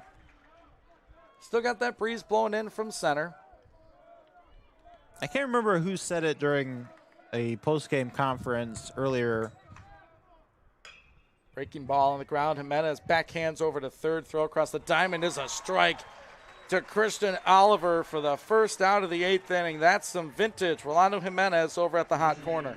Yeah, man, Jimenez, that was a long throw and on an absolute laser as Lipinski continues to deal, and some of his pitchers before him have said that sometimes when he takes the mound, you just know that he's got his stuff. See if he has it against the top of the Endicott lineup. It's Adam Reagan again. Yep. He's 0 for 3 in the game with the walk, a strikeout, but an RBI on the ground out earlier in the game. 1-0 to him. Nice bender there by Lipinski. Didn't look like a traditional slider, more of curving action for Lincoln. It falls in for a called strike 1. 1 ball, 1 strike, 1 out, nobody on. Bottom of the 8th. Slider, he did go around. What disgusting stuff there by Lincoln Lipinski. I mean, you're throwing 75, 80 pitches, and that's what your slider looks like. Lipinski, a senior, pitching in what could be his final collegiate game. 1-2. Slider rolled over, foul toward the Adrian dugout. Cam Oliver couldn't make the play with no glove. Stepping out of the Bulldog dugout. Brother of Christian Oliver. A couple guys from Tampa, Florida, along with their third baseman, Rolando Jimenez. 1-2 count to Adam Reagan, the designated hitter. From the windup, Lipinski, 1-2, fastball, blew it by him for strike 3. 2 gone in the 8th, Lipinski. A ground out and a strikeout, and there's 4 outs to get for the Bulldog defense. We came here to the World Series saying, man, if for Adrian to continue to win games, they're going to need pitching performances that are best of these guys' careers. And Sean Parker gave one, and Lipinski's given another. First pitch is a sweeping breaking ball to TJ Laponis. It's low for ball 1. The shortstop for Endicott He's had a nice day in the field. He is 0 for 4 at the plate. He swings right over that fastball for strike one. And talking about what Sean Parker did yesterday and about why Coach did not go to the bullpen, it's a situation of the other team wants to see another arm. And when you got a guy that's dealing, might want to leave him out there. This ball is rolled over foul. So that might be the case with Lipinski. He's come in and allowed just the one earned run on the homer. But otherwise, 2 hits, 1 run. He's walked 1 and up to that strikeout total. I believe he's at 7 now in this game. 1-2 to TJ Laponis. Here it comes. Slider just got a piece of that off the end of the bat. And should Adrian hold on and win this game, you'll get a couple of fresh arms in Cooper Tracy and Bates, who were planning to pitch in this game, who will be ready to go into the next one should we get there. 6-3 Bulldogs, bottom of the 8th. 1-2 fastball. Tried to get it on the outside corner, missed it. 2 balls, 2 strikes, 2 Laponis. Adrian with 1 in the 2nd, 1 in the 3rd, 1 in the 7th, and 3 in the 8th. 2-2 from Lipinski. Swinging and missing for strike number 3. He's got that look about him, folks. Lincoln struts off the mound. The senior from Onstead shuts the door on the Gulls. It's 6-3 Bulldogs. To the top of inning number 9 we go. What an outing in relief so far. We'll see if he comes out for inning number 9. I don't want to get ahead of myself. We'll be back. It's more World Series baseball on the Adrian College Sports Network.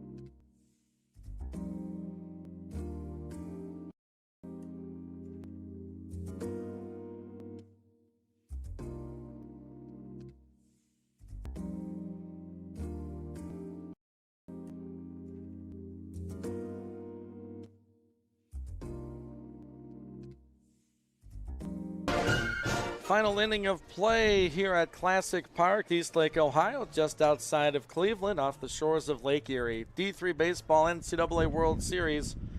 6-3 Adrian College as we enter the top of inning number 9. The Bulldogs, the visitors, they're going to have to face Colby Correa again, as he was in there to get the final couple outs of that big 8th inning for the Bulldogs, where they scored 3 runs to take the lead back over Endicott 6-3. Ian Wendt, Josh Mitchell here on the call, hoping to get Coach Tuttle back with us on Wednesday. He had to go home for the day, and I'm pretty sure he's listening. First pitch to Jackson McGuigan is on the inside corner for a called strike 1. McGuigan, another banner day for him. 3 at bats, 2 hits. He has scored a run. He scored in the 8th inning. Fouls that off at home plate for strike number 2.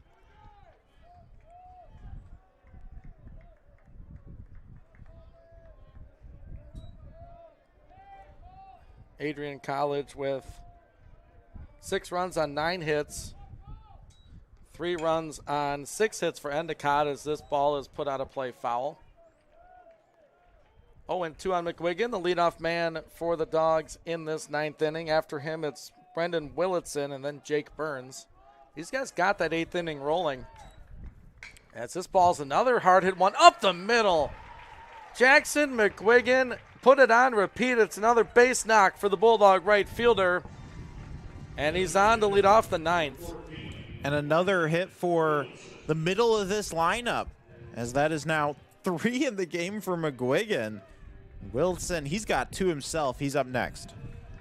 Yeah, bunt base hit in the 8th. And you wonder if he'll be up there bunting again with a big insurance run at first base. The lefty Willitson against the righty Correa.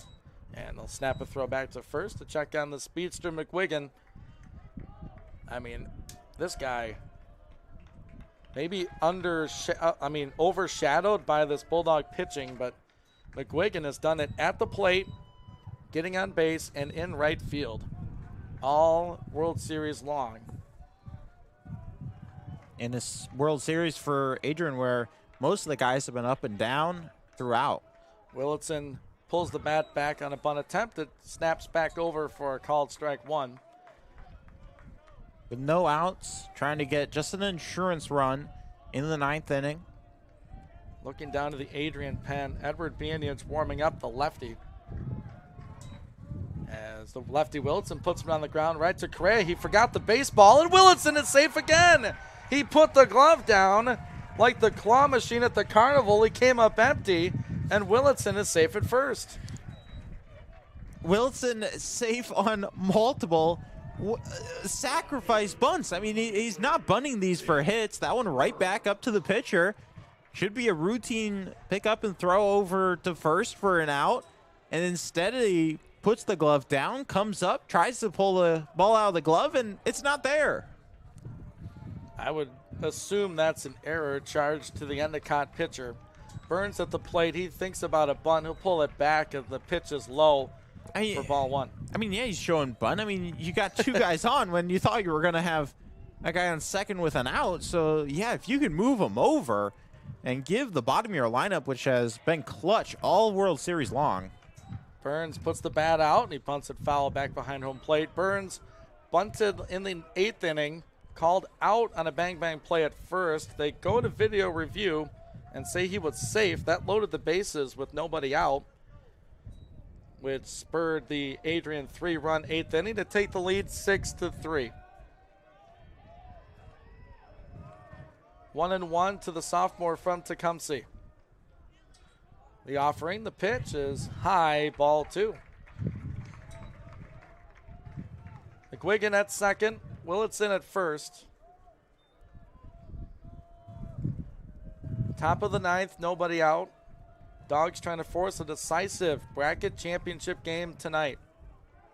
2 balls, 1 strike, and that pitch I think it was a off. foul ball off the end of Burns' bat. Yeah, Burns didn't swing at all. No. Barely even took it off his shoulder, but just a little bit of lean on a ball high and inside taps the top of the bat.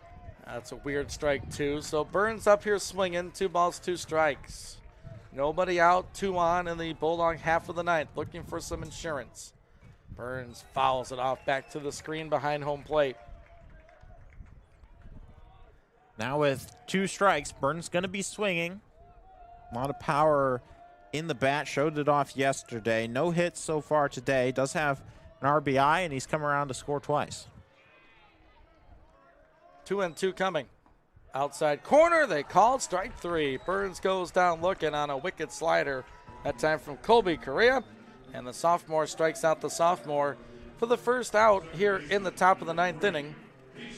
Yeah. Casey Finn has also hit a sacrifice bunt in the game. He is officially 0 for 3 with a strikeout.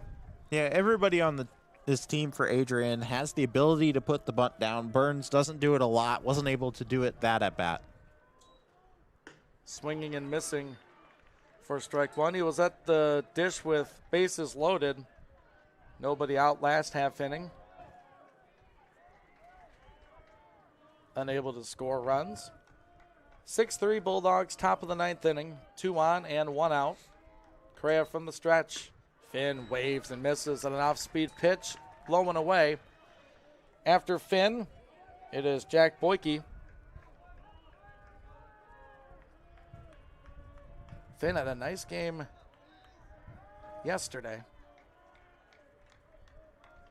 Looking for something here today. 0-2. It's in the dirt. McGuigan heading for third. There will be no throw. Heads up base running by the Bulldog right fielder. And now they're at the corners with 1 out here in the 9th. Yeah, good job to advance. Finn kind of stayed in his box, just kind of put his hands up. Looked like he bumped the catcher just a little bit as he was trying to go for that baseball as it squirted back behind Finn. And McGuigan easily safe. 1 ball, 2 strikes to Finn. Runners at the corners, 1 out. It is low for ball 2. Now with a runner 90 feet away, Finn just has to put one in the outfield and can bring a run home with only 1 out. I mean, a slow ground ball might get McGuigan home. Also, he's a quick guy. The 2-2 to Finn. It's outside. Ball 3. Nice AB there from 0-2, bringing it back full 3-2. Willitson at first base. McGuigan at third. 6-3 Adrian, top of the 9th. Got to pay it off. 3-2 to Finn. It is way high. Ball 4. He's 6'3". That pitch was about that high. And they're full of Bulldogs. For the center fielder, the senior Jack Boyke, who gave Adrian the lead in the 7th inning, drew a bases-loaded walk in the 8th. And number 9 batting in the 9th spot, batting here in the 9th inning. 9 runs between the two teams, 6-3 Adrian. Boyke trying to add some insurance. Correa's first pitch. It's in for a called strike. Thigh high to Boyke.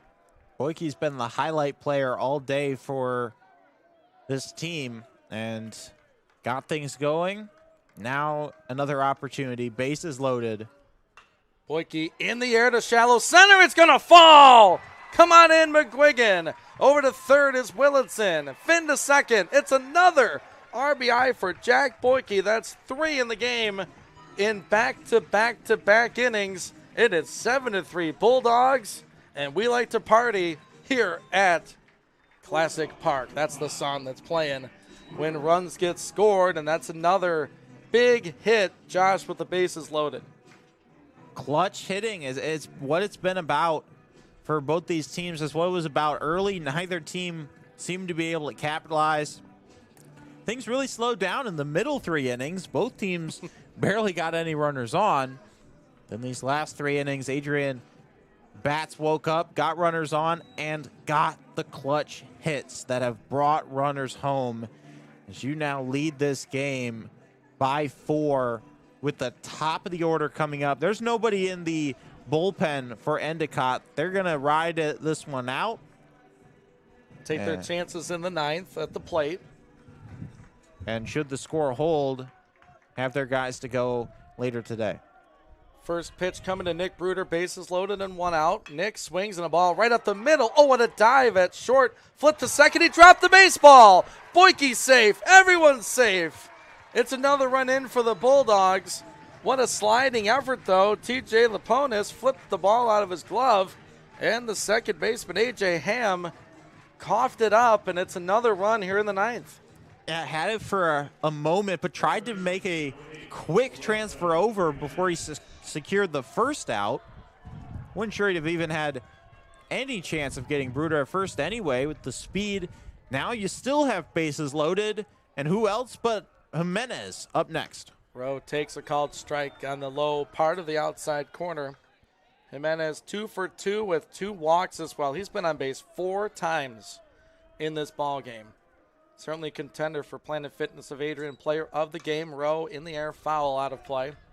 Also, go to Adrian Dry Cleaners, keeping you looking good. Like these Bulldog bats in the last 3 innings. 1 in the 7th, 3 in the 8th, and 2 home here in the 9th. Looking for more. Down 0-2 is Jimenez.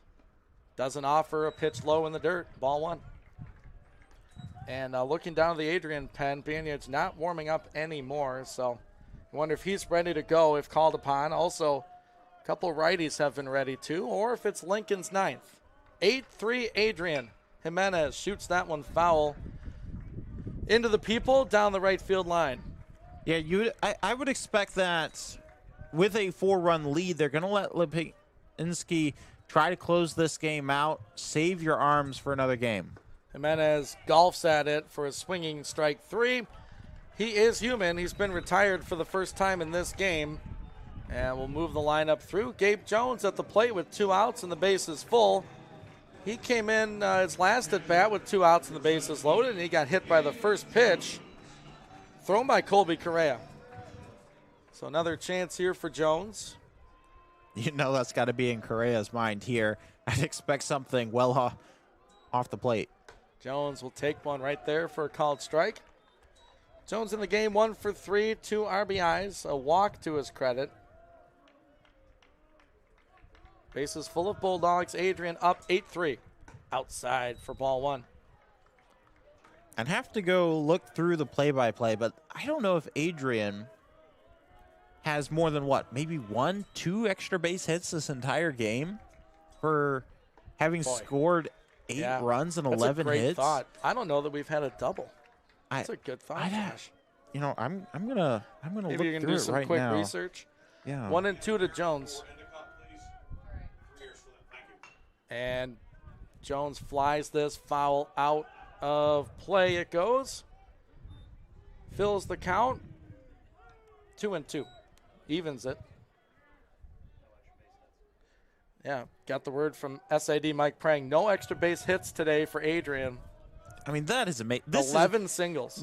Wouldn't Coach Tuttle be proud? This is small ball at its finest. I mean, and like 3 bunts for base hits. 2-2 on Jones. Fouls it off an home plate. A slider there from Correa. 2 balls, 2 strikes to the Blissfield catcher. Junior.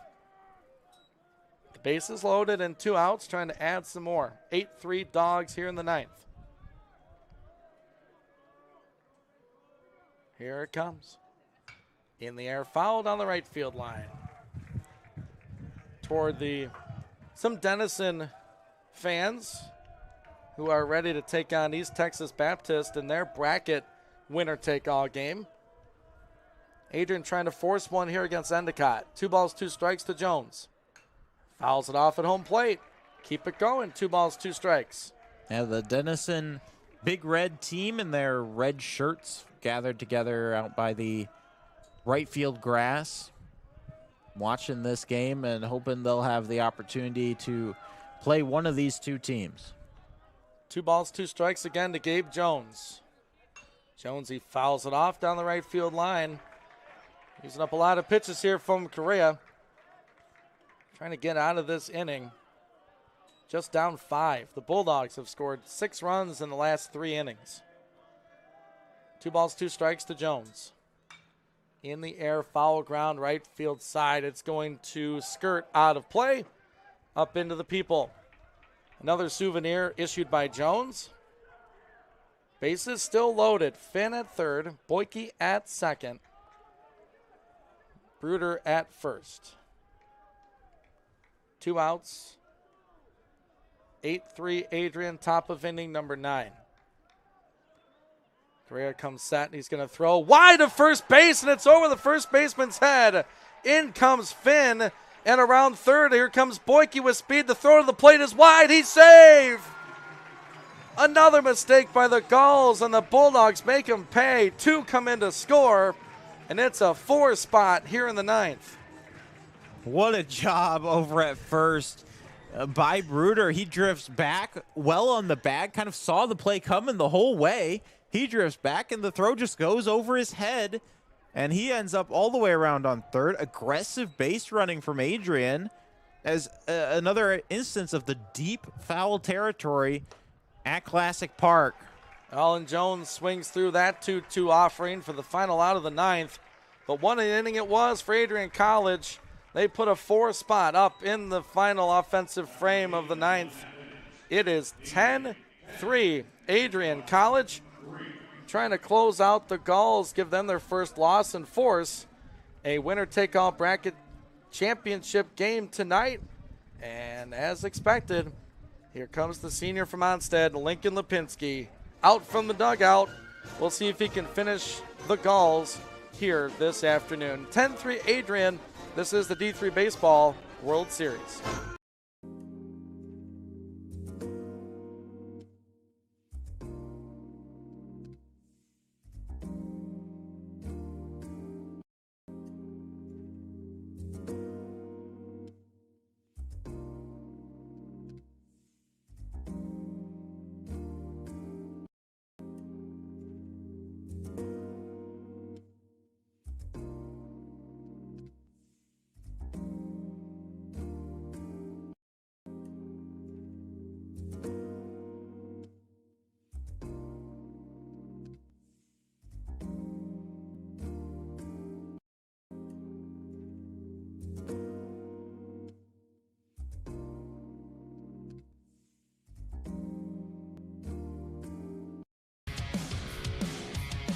Back with you at Classic Park, East Lake, Ohio, just outside of Cleveland.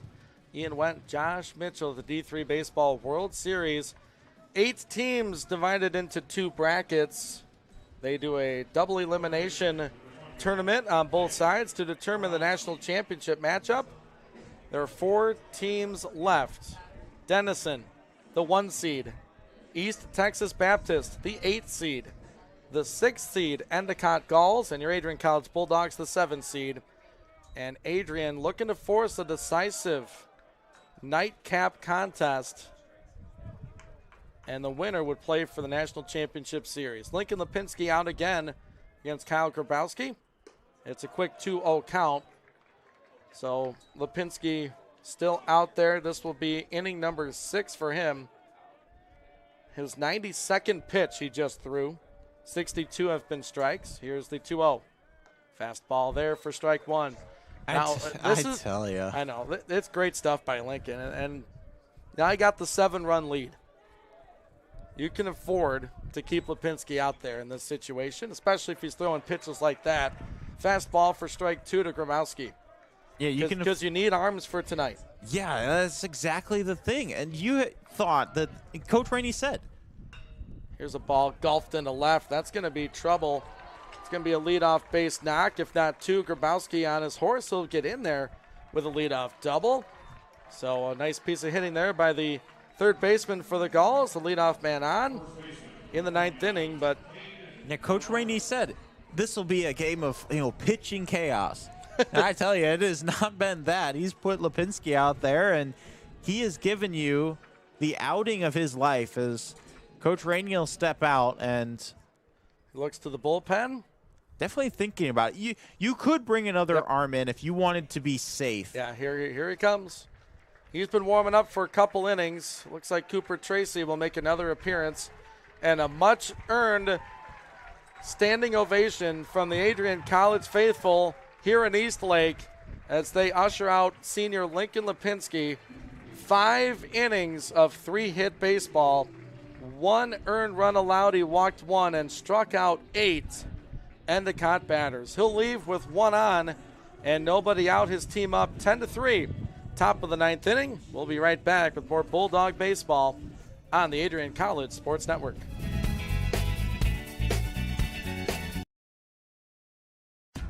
We are your place to go for sports in Lenawee County, 96.5 The Cave. Our weekday show, Inside the Cave, features local sports talk from 7 to 9 a.m. with coach and player interviews, engaging discussion topics, and a little fun, too. Ian Wentz, Jeff Bowman, Pat Hayes, John Roberts, and Mark Comstock are inside the cave throughout the week, keeping you up to date on all things happening in Adrian, Tecumseh, Addison, Morenci, Hudson, and Clinton. We also shine a light on high school sports in Britton Deerfield, Lenawee Christian, Blissfield, Onsted, Sand Creek, and Madison. Inside the Cave, archive segments from the show on 965thecave.com. Click on replays, then select Cave Clips. Listen to the best parts of the show completely free on 965.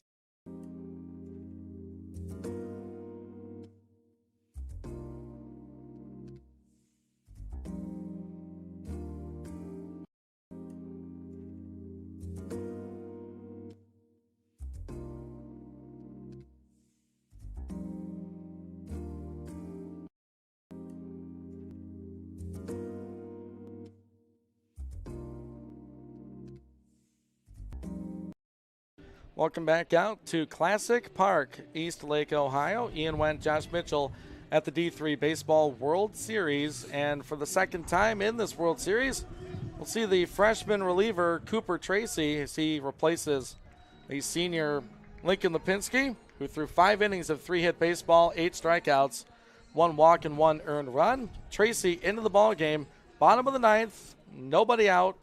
Leadoff double for Endicott. He's going to face Cade Bernardo, the first baseman for the Gulls. First pitch from Tracy. It's over for a strike. Cooper Tracy came in to face Endicott for 1 inning, struck out 2 of the 3 batters he faced. On the year, he has been an excellent pitcher, 16 innings with 22 strikeouts. That pitch a bit low. Jones a nice block behind home plate. Bulldogs 10 runs on 11 singles. That's a crazy stat, thanks to Mike praying for being a little bit quicker than Josh, getting those stats around. Josh has other stuff going on. 1-1. It's popped up, foul out of play by Bernardo. Adrian, that was my car sound effect. I love that. They got the glass breaking sound effect when a ball goes out of play out of the park. I remember they used to have that at the Mud Hens all the time, and I don't remember them playing it very much anymore.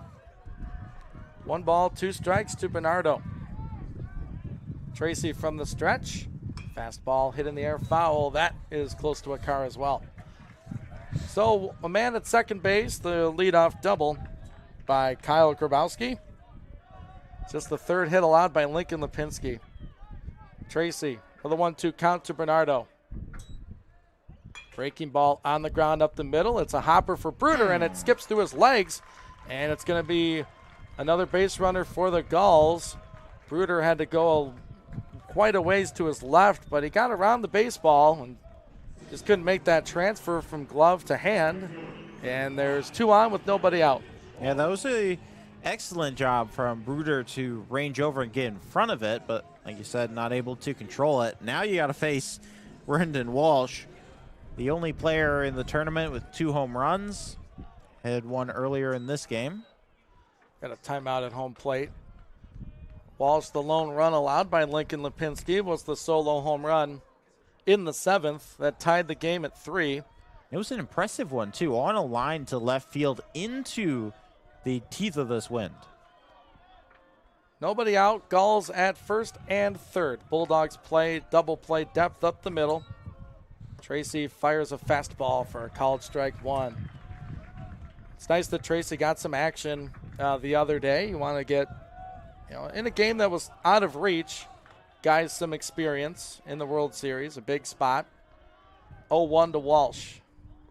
Breaking ball outside. Nice block by Jones as he had to go down and get that one. 10-3 Bulldogs, bottom of the 9th.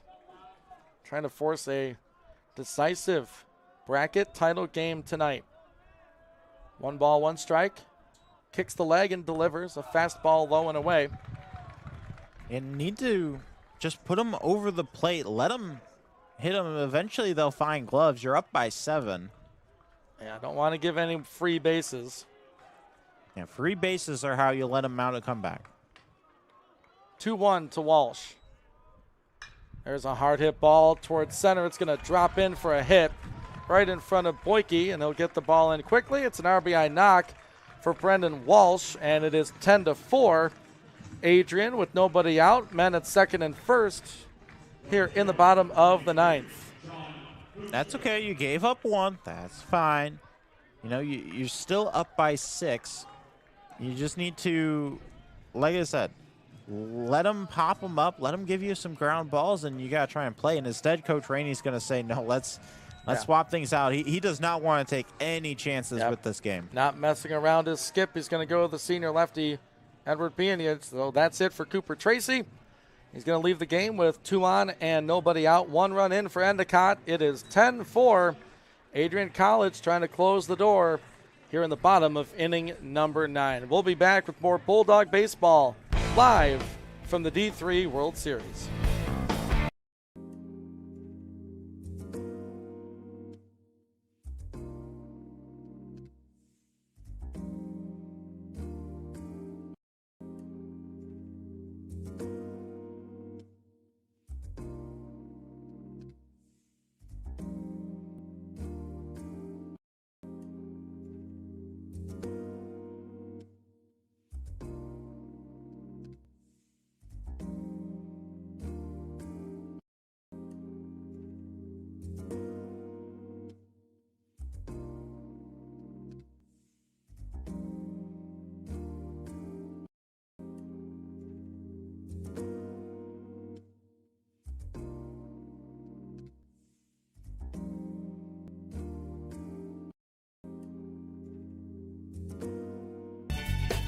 Bulldog baseball right here on 96.5 The Cave, 965thecave.com, and the Adrian College Sports Network. And for the first time in this World Series, we'll see the lefty out of the bullpen, Edward Eddie Pianich, coming in with a 6-run lead, 2 on and nobody out. Pianich, this will be appearance number 15 for him, pitched in 50 innings this year with 35 strikeouts to 16 walks. And he's going to pitch to contact here. And again, another point here. I mean, you're up by 6. You're looking for 3 outs. You want Bienic to throw some strikes and be effective. Yeah, just put them over the plate. Even if they get some contact, eventually, they're going to find gloves. You got to play to the fact that you've got a 6-run lead and just be aggressive. So Cooper Tracy for the Bulldogs, the hard-throwing righty, comes in. Allows the base hit. And there's nobody out, and a man at second and a man at first. 10-4 Adrian College. Trying to force a decisive bracket championship game later tonight here at Classic Park. He's going to face the lefty, John Fusco. A lefty. So Bienic in here to face the lefty. Bulldog infield moves to the right. First pitch, over for a called strike. Fusco 2 hits in this game as a team. Endicott with 9 total. The 0-1 open stance for the Endicott batter. Bienic kicks the leg and comes home. It's a off-speed pitch just off the plate. 1 ball and 1 strike. Bulldog pitching has seen Ambrose Horwath go 3 innings. Lincoln Lipinski go 5. Trying to get Bienic here through 1 inning. 1 ball and 1 strike. The pitch. Hit on the ground. It's going to find a hole into right field. And they're going to stop everybody. Base to base go the Gulls. And it's a single for Fusco. And they're loaded with nobody out here in the bottom of the 9th. It'll bring A.J. Ham up, another senior on this team. Started in all 53 games this year for Endicott. He is 1 for 4 today.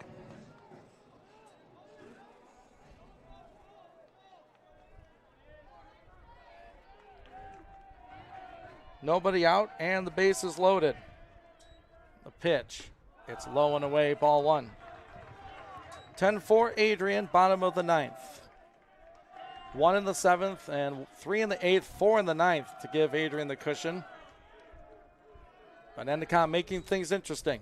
This pitch right there for a called strike.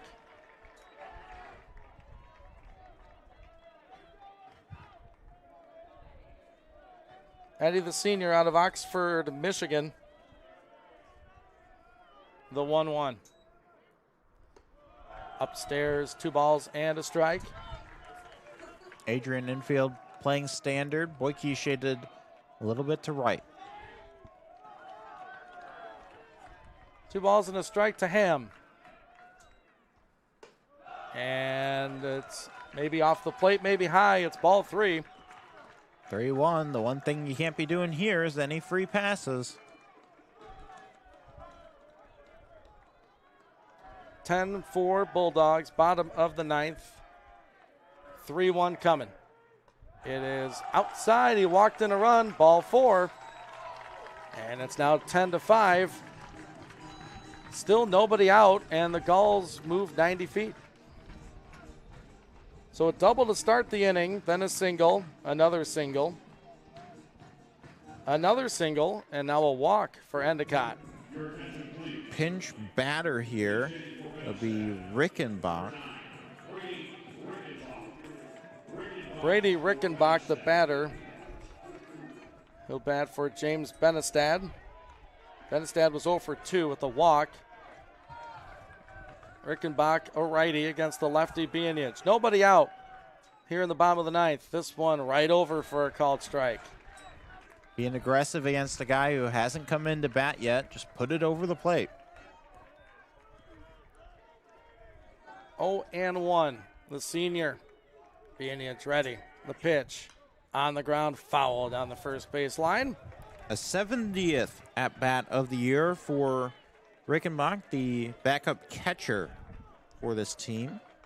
He has 17 RBIs on 19 hits. 0-2 on him. Bienic comes set, lifts the right leg and comes home. It is on the ground. Right back to Bienic. He's going to go to home, and out is the call, the force at the plate. The call on the field is safe, and Endicott will certainly challenge this. That took no time. They want the umpires to review it. A ball that didn't go very far and very fast. Bienic, good job to get in front of it. He goes home.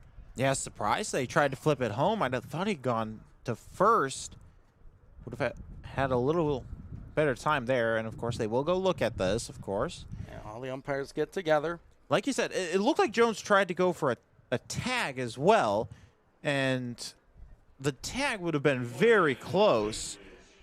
But he also had a force at home, in which case if Jones still had a foot on home plate, he'd get that out anyway. 10-5. Bulldogs lead Endicott. If you don't get this out, you'll have a tying run coming to the plate. Brendan Walsh convinced he scored. As the crew goes to the video. Call on the field was out at home, and the first out of the inning. Endicott immediately wanted a challenge, and no surprise. Over at the video spot. Still waiting to see a replay come through for us to have a look at. Here we go.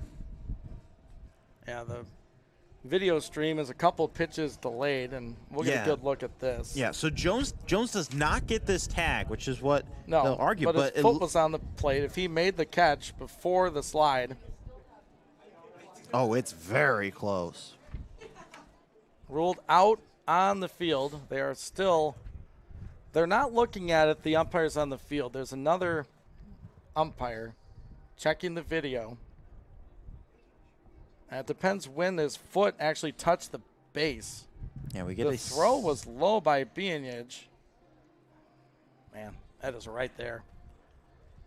We've seen one call overturned, the Jake Burns bunt. Ruled out on the field, changed to safe. So it's either one out, bases loaded, and a 10-5 game, or nobody out, bases loaded, and a 10-6 ball game. Still no call coming from upstairs as Bienic continues to throw some warm-up pitches. I mean, this is so close. I mean, this is frame by frame. And I don't know. I think he's out. I think the foot that is extended towards the plate goes over the plate. Yeah, his back foot hit. Right, the back foot might have been late. Yeah, the back foot is the one that gets there. Had that front foot been down, I think he's safe. But the front foot is up, so I think that they're going to stick with the call on the field as just being too close to overturn, if anything. Just in general, if it takes a very long time, it should be go with the call. I mean, if you're looking at, I know you want to get it right. That's the number one thing. And the umpire up here, somewhere up here elevated, looking at all the possible angles. And the crew on the field takes off the headset, and we'll get the call here shortly. The ruling on the field was out at home plate. Our crew chief is Cole Lump, and he will let us know. Out is the call. They confirm it, and I think you're right, Josh. The slide, he tucked his foot, his right leg under his left, the left leg extended in the air, and the play by Bienic to go to Jones at home plate, get the lead runner, pays off for the Bulldogs. There's one out, not the biggest sigh of relief. There's one out in the ninth, bases loaded still. Bulldogs down or up 5, 10-5 here in the bottom of the ninth, and Trevor Kamuta to the plate. Pinch run, of course, for the backup catcher. We want as much speed as you can if you're Endicott over at first. Now, bases are still loaded, but with that run, it means that even a grand slam would not tie this game. 10-5, Adrian. His first pitch is low to Trevor Kamuta. He's the center fielder. He is 1 for 3 with an RBI and a strikeout today. Another righty to face Bienic. 1 out in the bottom of the 9th. Bulldogs by 5. The concern here is after him, it's back to the top of the lineup. This one right over for strike 1. It's been an active inning for Endicott. We saw these bats come to life on Saturday night. Bienic back to work, 1-1. Slow breaking ball, did not come back enough. 2 balls and a strike to Kamuta. Coach Rainey was aggressive, trying to get the closers out there because he knows what this Endicott team is capable of, and they've shown it. You need to close it out. That one's way outside for ball 3. Jones will step off, try to calm Bienic down just a little bit here. If I'm Kamuta, I'm not swinging. 3-1, it's got to be perfect. He's only seen 1 strike in this at bat. Wind blowing in from center field. Dogs up 10-5. Bases full of Gulls. Tying run on deck for 3-1. It is a strike on the outside. A fastball from Bienic. All right, big pitch here. 3-2 with 1 away in the inning. You said it, big pitch. Still bases loaded, only 1 away. Bienic comes set, delivers. It is a foul ball. Oh, man, that was almost back up to us. That was like a foot from missing the netting and coming right up here in the booth. So close. So close. Well, Kamuta stays alive. Bienic trying to put him away. 1 out, bases full.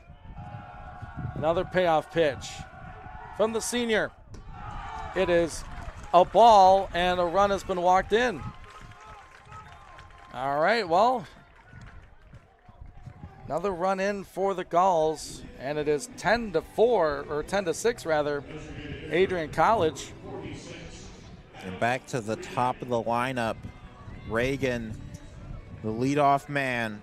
He's 0 for 4 in the game, but he has an RBI, walked once, has struck out twice. And Coach Rainey, he's looking down. He wants to swap to another arm. Yep, he wants a righty. Yeah, Looks like it's Kozlowski. Corbin Kozlowski ready to come into this ball game. Going to the freshman, a big spot for this young man. It is 10-6, Adrian College. We'll be right back. It's still the bottom of the 9th. Bulldogs by 4, trying to force a decisive bracket championship game tonight. Bases loaded. We'll be right back with more Bulldog baseball on 96.5 The Cave, 965thecave.com, and the Adrian College Sports Network.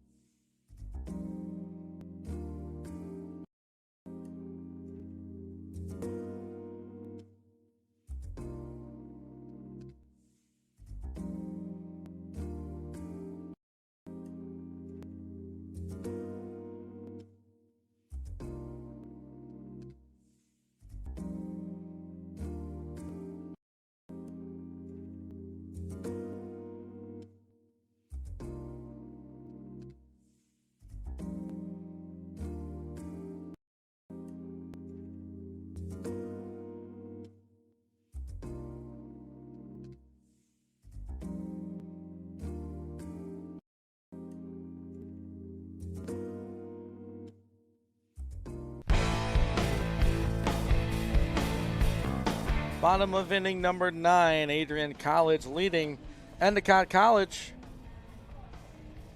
10-6. The Gulls have scored 3 runs in the home half of the 9th inning. New pitcher in the game, Corbin Kozlowski. Ian Went, you got Josh Mitchell alongside. Bulldogs trying to grab a victory here to force a decisive bracket championship game later tonight.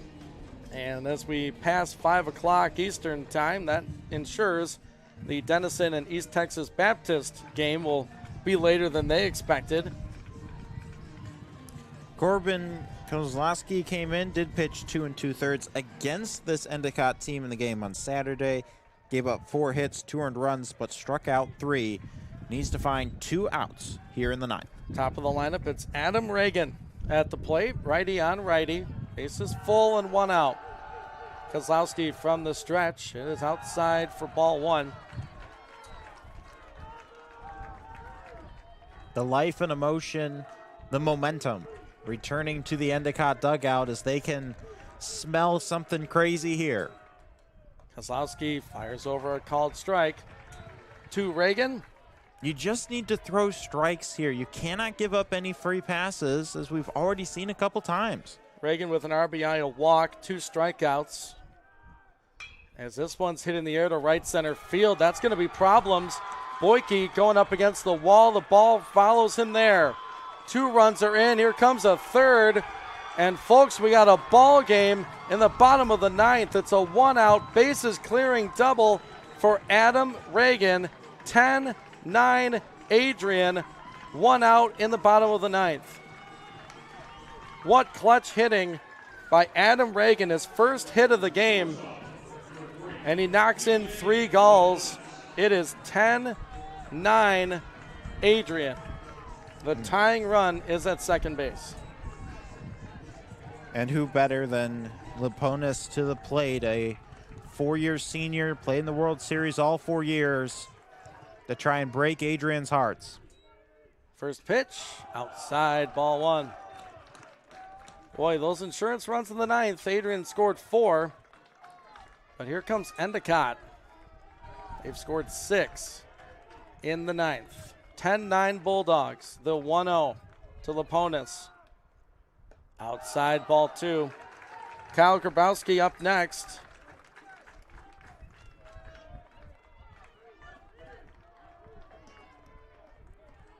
Adrian entered this inning up 10-3. 2-0 to Leponis. It is a ball just outside, 3-0. Now, in this situation, I mean, you need an out. You'd love to throw strikes. A man at second base. 1 away in the inning. Kozlowski right there for strike 1. You get that strike. A walk does give you a force at either base, but not Oh, that's the winning run. A free 90 feet is not what has been, and like you said, you put the winning run on base. That is recipes for disaster. 3-1. Way high. He did just that.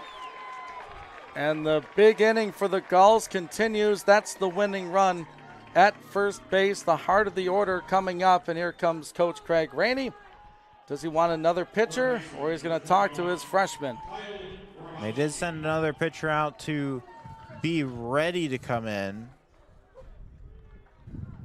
No call over for him yet, and yeah, Skip somebody is ready. Yeah, Skip's going to take the ball. Wow. I hope you didn't walk away or turn off your radio before the bottom of the 9th, because, oh man, you're missing it. Bottom of inning number 9. Adrian entered the frame up 10-3. Endicott has scored 6 runs, and Adrian has recorded 1 out. And the Bulldogs are returning to the doghouse, their bullpen, and another righty into the contest for Adrian College head coach Craig Rainey. Yeah, it'll be number 32, Ben Bates. It'll be appearance number 12. He's thrown 15 2/3 innings with 11 strikeouts.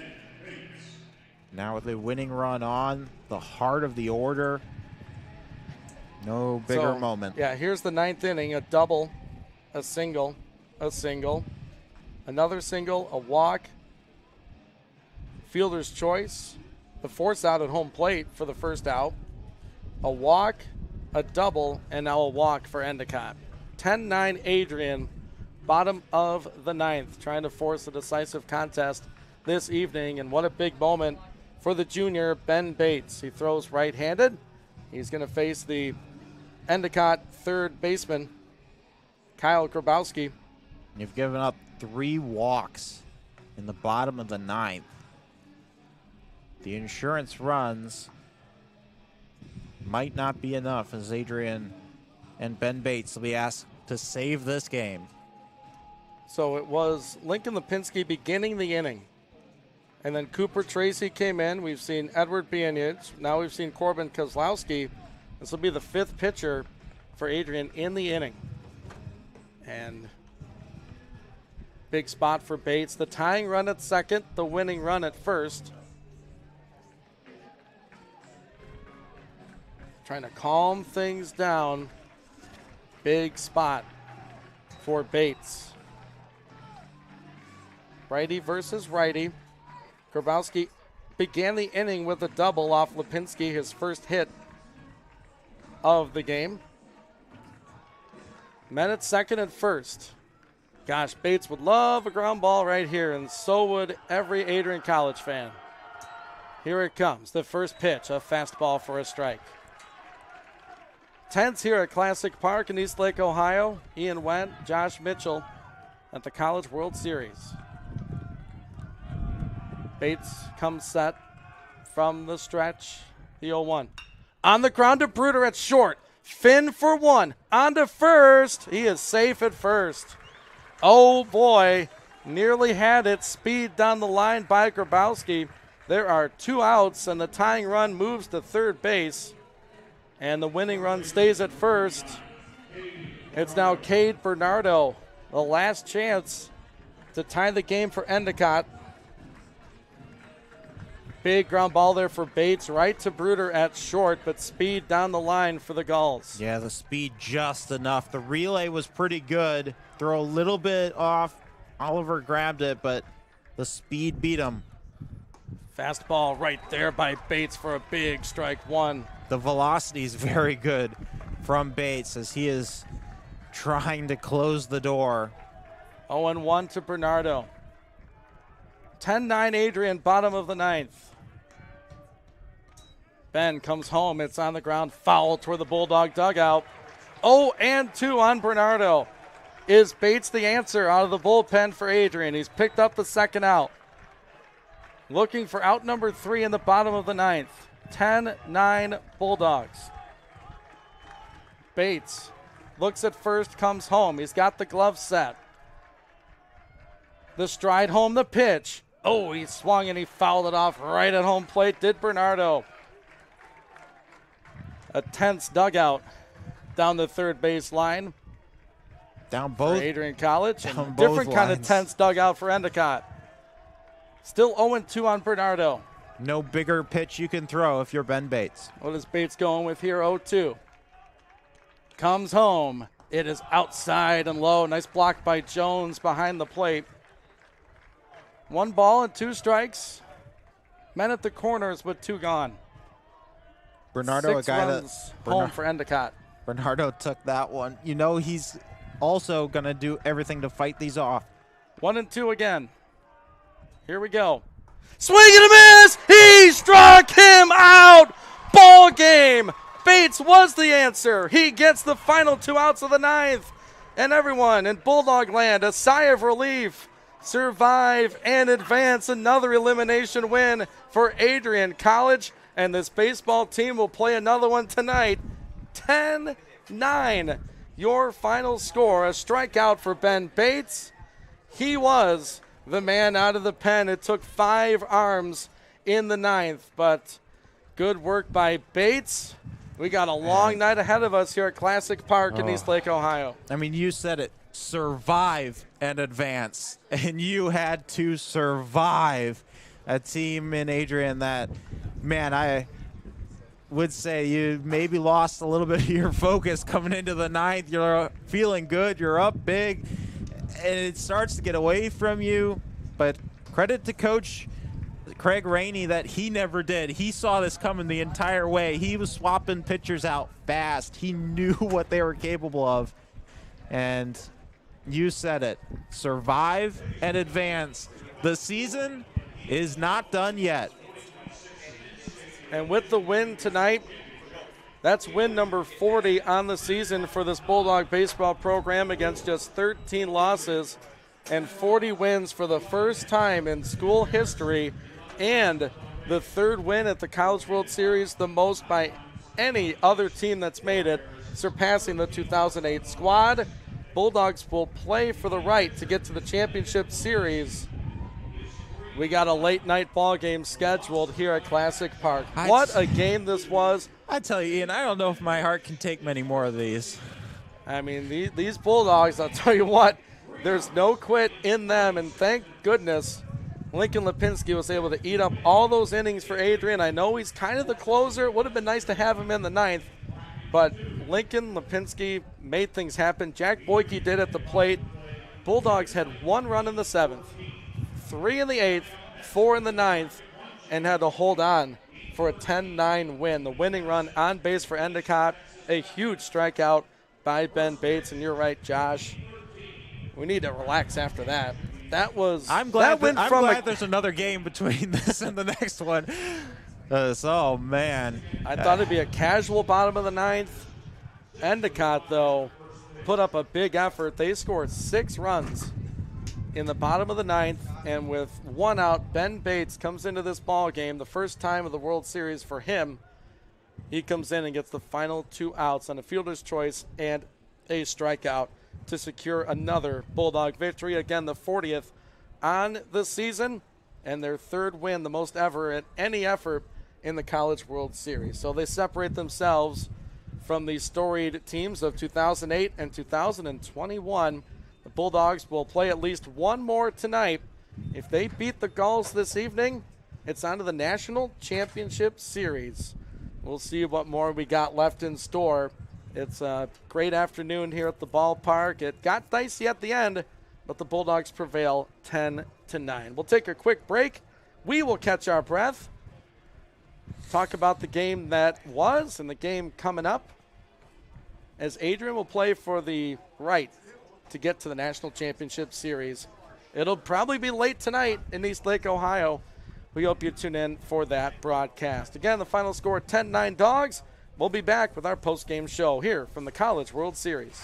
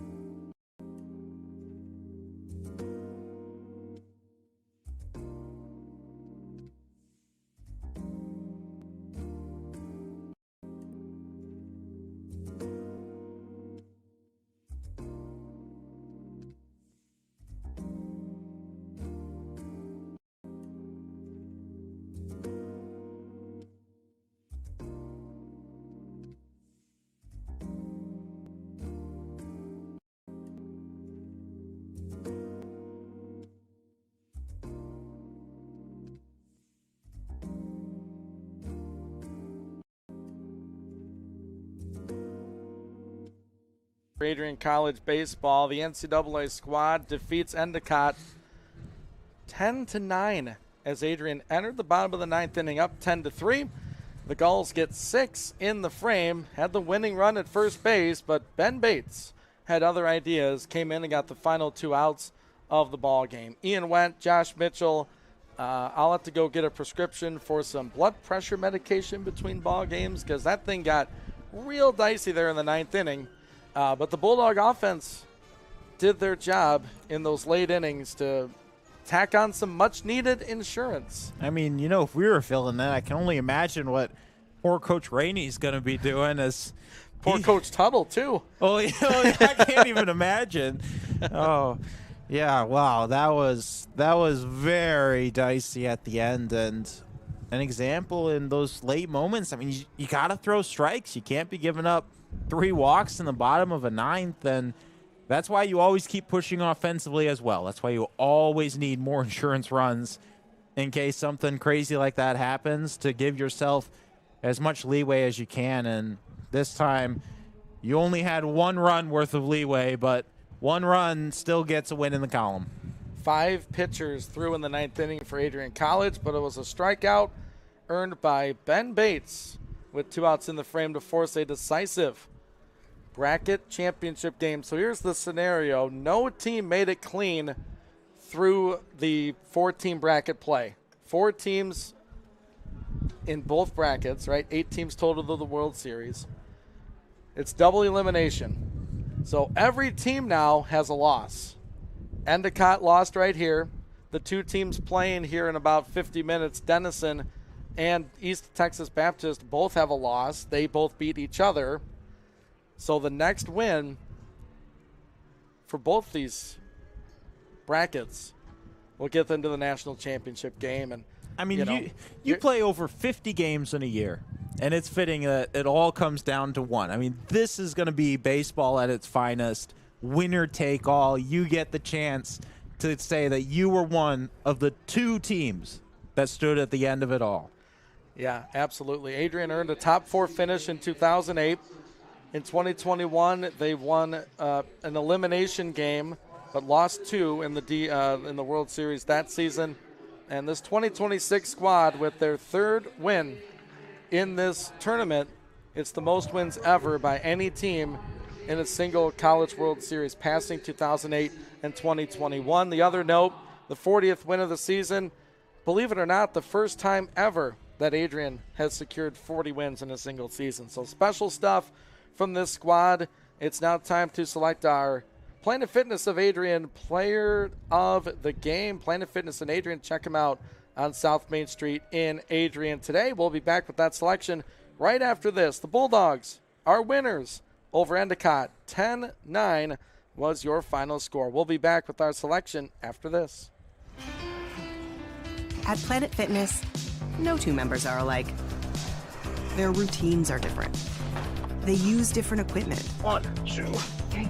Woo! And they do it for different reasons. All right. You're a mythical beast. But they all have one thing in common. Hey, you got this. Come on. They're all strong. That's right. We're all strong on this planet. Planet Fitness. 1 more, everybody. 1 more? I got 5 more. Back here at East Lake, Ohio, Classic Park, and it was a classic between Adrian and Endicott. The Bulldogs hang on by the skin of their teeth. They enter the 9th inning up 10-3 and win the game 10-9 and advance to a winner-take-all bracket play contest against Endicott later tonight. Ian Went, Josh Mitchell with you from the home of the Lake County Captains, and we got at least 1 more ball game to go. Winner of that one later tonight will play in the National Championship Series Wednesday and Thursday. It's time for the player of the game selection. I believe I selected this maybe 2 innings ago, but I think it's still true. We're doing We're doing 1 defensive guy and 1 offensive guy. Josh, let the people know. Well, we're going to start off defensively. Lincoln Lipinski comes in and pitches the outing of the year for him as he goes 5 innings, gives up 3 hits and 2 earned runs. Only walked 1 batter, struck out 8 for Lipinski. As for Lincoln, a guy who had only gone past or into the 4th inning 1 time all year, comes in and gives you 5 on the biggest stage. And who knows what would have happened if he had stayed in. Coach Rainey decided to make a call to the bullpen, swap him out there in the 9th, but still a fantastic outing from Lincoln Lipinski. On the other side, I mean, there were a lot of guys had fantastic games offensively. Rolando Jimenez, 2 hits, 2 walks in the game. McGuigan had 3 hits as well, but we're going to go with the 9-hitter, none other than Jack Boyke. 2 hits, 3 RBIs, 1 walk for Boyke. As from the bottom of the lineup, we talked before the game even with Coach, and he said, yeah, Jack turning the card over has been big for our team, and he did it again here today. All right, congratulations to Lincoln Lipinski and Jack Boyke for being our Planet Fitness of Adrian Player of the Game. All right, that's going to do it for us for game number 1. There will be a second contest between the Bulldogs and the Gulls. First pitch to be determined. This game that's happening right now in between is going to start about an hour and a half or so later than they thought, because we decided to play a very long baseball game ahead of them, but the Bulldogs, another victory, 10-9 is your final score. I'd like to thank our sponsors that made this broadcast possible. They are Adrian College, Mary Funeral Homes, Lenawee Community Mental Health Authority, Martin's Home Center, Matthew Eichhorn with the Taylor Agency, SkyTech Sports Bar, Justice Pro Mechanical, Dynamic Industrial Supply, O'Connor & Sons Flooring, Adrian Dry Cleaners, and Planet Fitness of Adrian. For our engineer this afternoon, Joe Johns, and for my broadcast partner, Josh Mitchell, I'm Ian Wentz saying so long for now. From Classic Park in East Lake, Ohio, the Bulldogs will take on the Gulls one more time today, the winner to the National Championship Series. This is the D3 Baseball World Series on 96.5 The Cave, 965thecave.com, and the Adrian College Sports Network.